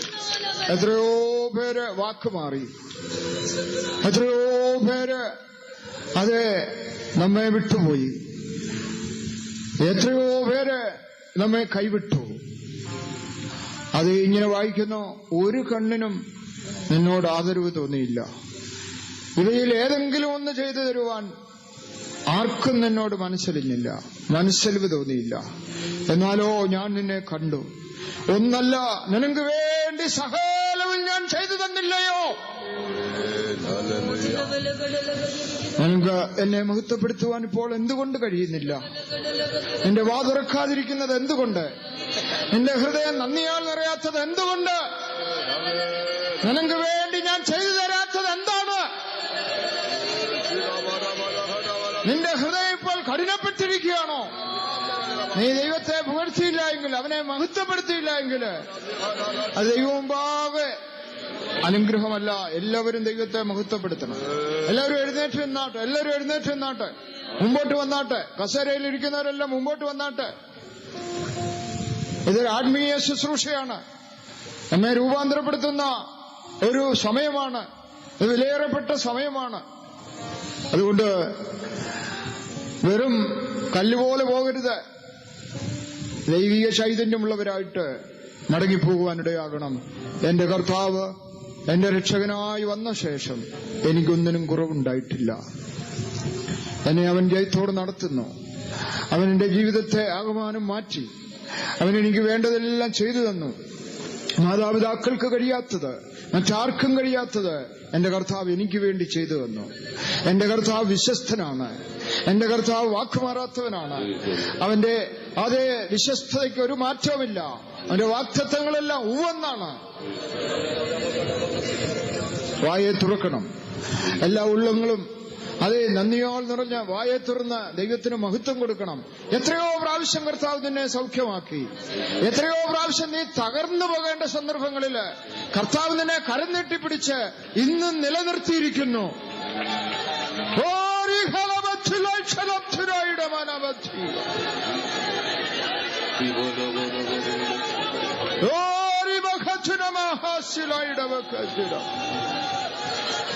യേശു ക്രിസ്തു മാറാത്തവേ. എല്ലാവരും കൈയടിച്ചു പാടിയാട്ടെ.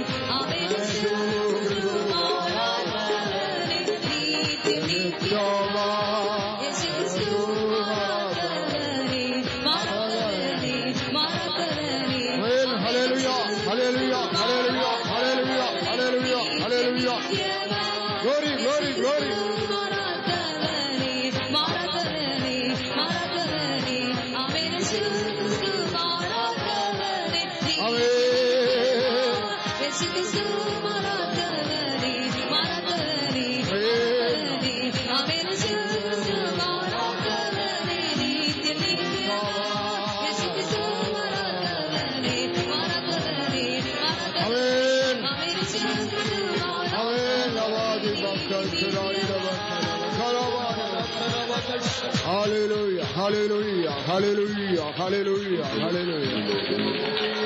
Amen, hallelujah.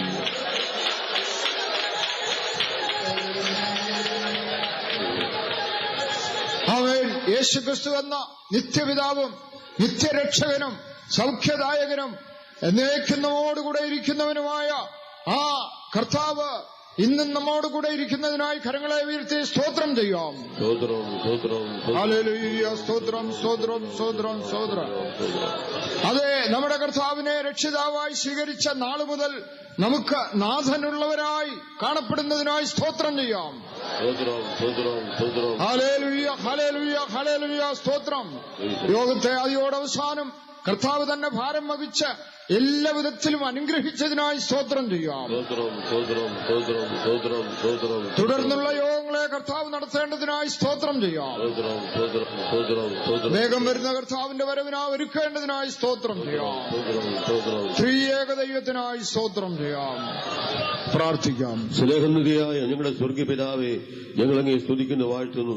അവിടുത്തെ പുത്രനും ഞങ്ങളുടെ വീണ്ടെടുപ്പുകാരനുമായ യേശുക്രിസ്തുവിന്റെ വലുതീരാത്ത രക്തത്തിനും നാമത്തിനും ആശ്രയിച്ച് ഈ വൈകാറായ വേളയിൽ ഞങ്ങളെ ഒത്തൊരുമിച്ച് ഞങ്ങളുടെ പരിശുദ്ധനായ പിതാവിന്റെ പരിശുദ്ധ പാദപീഠത്തിൽ ചില നിമിഷങ്ങൾ ചിലടുവാൻ കൊണ്ടും ഈ ഭൂമുഖത്ത് വെച്ച് ഞങ്ങൾക്ക് നൽകി തന്ന പരമ സൗഭാഗ്യ പദവിക്കായി നന്ദിയോടെ സ്തുതിക്കുന്നു. പ്രഥമ രാത്രിയിൽ തന്നെ യജമാനായ ദൈവമേ, അവിടുന്ന് 1000 ദൂതന്മാർ അകമ്പടിയോട് ഞങ്ങളുടെ മധ്യ എഴുന്നള്ളി വന്നതിനാൽ നന്ദിയോടെ സ്തുതിക്കുന്നു. പ്രകൃതിയുടെ മേൽ അധികാരമുള്ളവനായ നല്ല ദൈവമേ, അവിടുന്ന് പ്രകൃതികളെയും നിയന്ത്രിച്ചുകൊണ്ടിരിക്കാൻ നിങ്ങളുടെ ദൈവത്തെ സ്തുതിക്കുന്നു. മഹനീയമായ സാന്നിധ്യത്തിന്റെ മറവിലിരുന്ന് ആത്മാവിൽ ആനന്ദിച്ച് പാടിയാർക്കുവാനെ കൊണ്ടും ഒരവസരം കൂടെ ഞങ്ങൾക്ക് നൽകി തന്നതോർത്ത് നന്ദിയോടെ വീണ്ടും ഞങ്ങളങ്ങ് സ്തുതിക്കുന്നു, വാഴ്ത്തുന്നു. ജീവൻ തരുന്ന ജീവിപ്പിക്കുന്ന നല്ല സാക്ഷ്യത്തെയും എഴുന്നേൽപ്പിച്ചതിനാൽ ദൈവത്തെ സ്തുതിക്കുന്നു. മാത്രമല്ല, സ്വർഗസിംഹാസനത്തിന് സിയോനിൽ നിന്ന് ഞങ്ങളോട് കർത്താവരണം അരുളപ്പാടിനായി ദൈവത്തെ സ്തുതിക്കുന്നു, വാഴ്ത്തുന്നു. വരുവിൻ, മറന്നു പോകാത്തും ശാശ്വതമായ ഒരു സ്വർഗീയ നിയമത്താൽ നമുക്ക് യഹോവയോട് ചേർന്നിരിക്കാവുന്ന തിരുവചനത്തെ ആസ്പദമാക്കി പരിശുദ്ധാത്മാവ് വിവിധ രീതിയിൽ ഞങ്ങളോട് സംസാരിച്ചുകൊണ്ടിരുന്ന അവിടുത്തെ കൃപയ്ക്കായി നന്ദിയോടെ സ്തുതിക്കുന്നു. ഈ രാത്രികാലം ദൂരത്തും ചാരത്തുമായി ദൈവത്തിന്റെ വചനം ശ്രമിച്ച എല്ലാ പ്രിയപ്പെട്ടവർക്കായി ദൈവത്തെ സ്തുതിക്കുന്നു. ദേശനിവാസികൾക്ക് വേണ്ടി ഞങ്ങൾ പ്രാർത്ഥിക്കുന്നു. ചുറ്റുപാടുള്ള ഭവനങ്ങൾക്ക് വേണ്ടി പ്രാർത്ഥിക്കുന്നു. ഈ രാത്രികാലയുടെ വാരി വിതറിയ വചനങ്ങൾ കർത്താവ് എല്ലാ പ്രിയപ്പെട്ടവർക്കും അനുഗ്രഹത്തിനും വിശ്വാസത്തിനും അത് മുഖാന്തരമാക്കി തീർക്കണമേ. പിതാവേ, സ്തോത്രം. നല്ലവനായ യേശുക്രിസ്തുവിനെ, കർത്താവ് രക്ഷിതാവായ യേശുക്രിസ്തുവിനെ, സൗഖ്യമാക്കുന്നവനായ കർത്താവ് യേശുക്രിസ്തുവിനെ, വിടുവിക്കുന്നവനായ യേശുക്രിസ്തുവിനെ, കരുതൽ തരുന്നവനായ കർത്താവ് യേശുക്രിസ്തുവിനെ ഇന്ന് ഈ രാത്രികാലം ഉയർത്തി കാട്ടുവാൻ കൊണ്ടും സ്വർഗത്തിലെ ദൈവമേ, അവിടെ ഞങ്ങളെ സഹായിച്ചതിനാൽ ദൈവത്തെ സ്തുതിക്കുന്നു. ഞങ്ങൾ അനുഭവിച്ചുകൊണ്ടിരിക്കുന്ന സമാധാനത്തെക്കുറിച്ചും സന്തോഷത്തെക്കുറിച്ചും പ്രത്യാശയെക്കുറിച്ചും മറ്റുള്ള ജനങ്ങളോട് അറിയിപ്പാനും അവിടെ നൽകിട്ടുന്ന അവസരത്തിനായി വീണ്ടും ദൈവത്തെ സ്തുതിക്കുന്ന, വാഴ്ത്തുന്ന. പിതാവേ, ദൂരത്തും ചാരത്തുമായി ദൈവത്തിന്റെ വചനം ശ്രമിച്ച പ്രിയപ്പെട്ടവരിൽ മാനസാന്തരത്തിലേക്ക് നടത്തപ്പെടുവാനുള്ളവർ വാസ്തവമായി മാനസാന്തരത്തിലേക്ക് നടത്തപ്പെടുവാനും ദൈവിക കൽപ്പന പ്രമാണിച്ച് നിത്യനായ കർത്താവ് യേശു ക്രിസ്തുവിനോടുകൂടെ നിത്യമായി വാഴുവാൻ കൊണ്ടും ഈ ദിവസങ്ങളിൽ ഇവിടെ നടത്തപ്പെടുന്ന മീറ്റിംഗുകളെ അത് മുഖാന്തരമാക്കി തീർക്കണമെന്ന് ഞങ്ങൾ വീണ്ടും പ്രാർത്ഥിക്കുന്ന. പിതാവ്, രോഗ സൗഖ്യമാക്കുന്ന കർത്താവിന്റെ വ്യാപരിക്കുന്ന ശക്തിയുള്ള കരം കർത്താവ് ഈ ദിവസങ്ങളിലൂടെ നീട്ടുമാറാകണമേ. ഇവിടെ പന്തലിൻ കീഴിലോ സമീപ പ്രദേശങ്ങളെ കടന്നുവരുന്ന സകല രോഗികളും അത്ഭുത വിടുതൽ പ്രാപിച്ച് കർത്താവിനെ മുഖത്തപ്പെടുത്തുവാൻ സഹായിക്കണമേ. സാത്താന്റെ ബന്ധനങ്ങളിൽ ഇരിക്കുന്ന അനേക ജീവിതങ്ങൾ വിടുവിക്കപ്പെടുന്ന ദിവസങ്ങളാക്കി ഈ കൺവെൻഷൻ നാളുകളെ അവിടുന്ന് ഇടയാക്കുമാറാകണമെന്ന് ഞങ്ങൾ ദൈവത്തോട് പ്രാർത്ഥിക്കുന്നു. ഇവിടെ കടന്നു വന്നവർ എല്ലാവരും തന്നെ നിത്യമായ സമാധാനത്താലും സന്തോഷത്താലും നിറഞ്ഞവരായി ആത്മാവിൽ കർത്താവിന്റെ എതിരേൽപ്പാന്റെ കൊണ്ടും ഒരുങ്ങി നിൽക്കുന്നവരുടെ കൂട്ടത്തിൽ കാണപ്പെടുവാന്റെ കൊണ്ടും ദൈവത്തിന്റെ പരിശുദ്ധാത്മാവെ അവിടെ സഹായിക്കണമേ. ഇതുവരെയും നല്ലവനായ ദൈവം ഞങ്ങളെ ദൈവ സാന്നിധ്യത്തിന്റെ മറവിൽ ഇരുത്തിയല്ലോ. തുടർന്ന് നടക്കുന്ന ദിവസങ്ങൾ നടക്കുന്ന കൂടിയവരുകളെയും കർത്താവ് നടത്തും. എല്ലാവരെയും അനുഗ്രഹിച്ച് ആസ്വദിക്കും. എപ്പോൾ ഞങ്ങളുടെ കർത്താവ് വന്നാലും തന്നെ എതിരേൽപ്പാന്റെ കൊണ്ടും ആത്മാവിൽ ഒരുങ്ങി നിൽക്കുന്നവരുടെ കൂട്ടത്തിൽ കാണപ്പെടുവാൻ കൃപയാൽ ഞങ്ങൾ ഒരുക്കുകയും ചെയ്യും. പുത്രനെ മുഖത്തപ്പെടുത്തും, താഴ്ത്തി കരങ്ങളിൽ തരുന്നു, യേശു ക്രിസ്തുവിന്റെ നാമത്തിൽ തന്നെ. ആമേൻ. നമ്മുടെ കർത്താവായ യേശു ക്രിസ്തുവിന്റെ കൃപയും പിതാവായ ദൈവത്തിന്റെ സ്നേഹവും പരിശുദ്ധാത്മാവിന്റെ കാവലും കൂട്ടായ്മയും നാം എല്ലാവരോടും സകല വിശുദ്ധന്മാരോടും കൂടെ ഇരിക്കുമാറാകട്ടെ. ഹല്ലേലൂയ.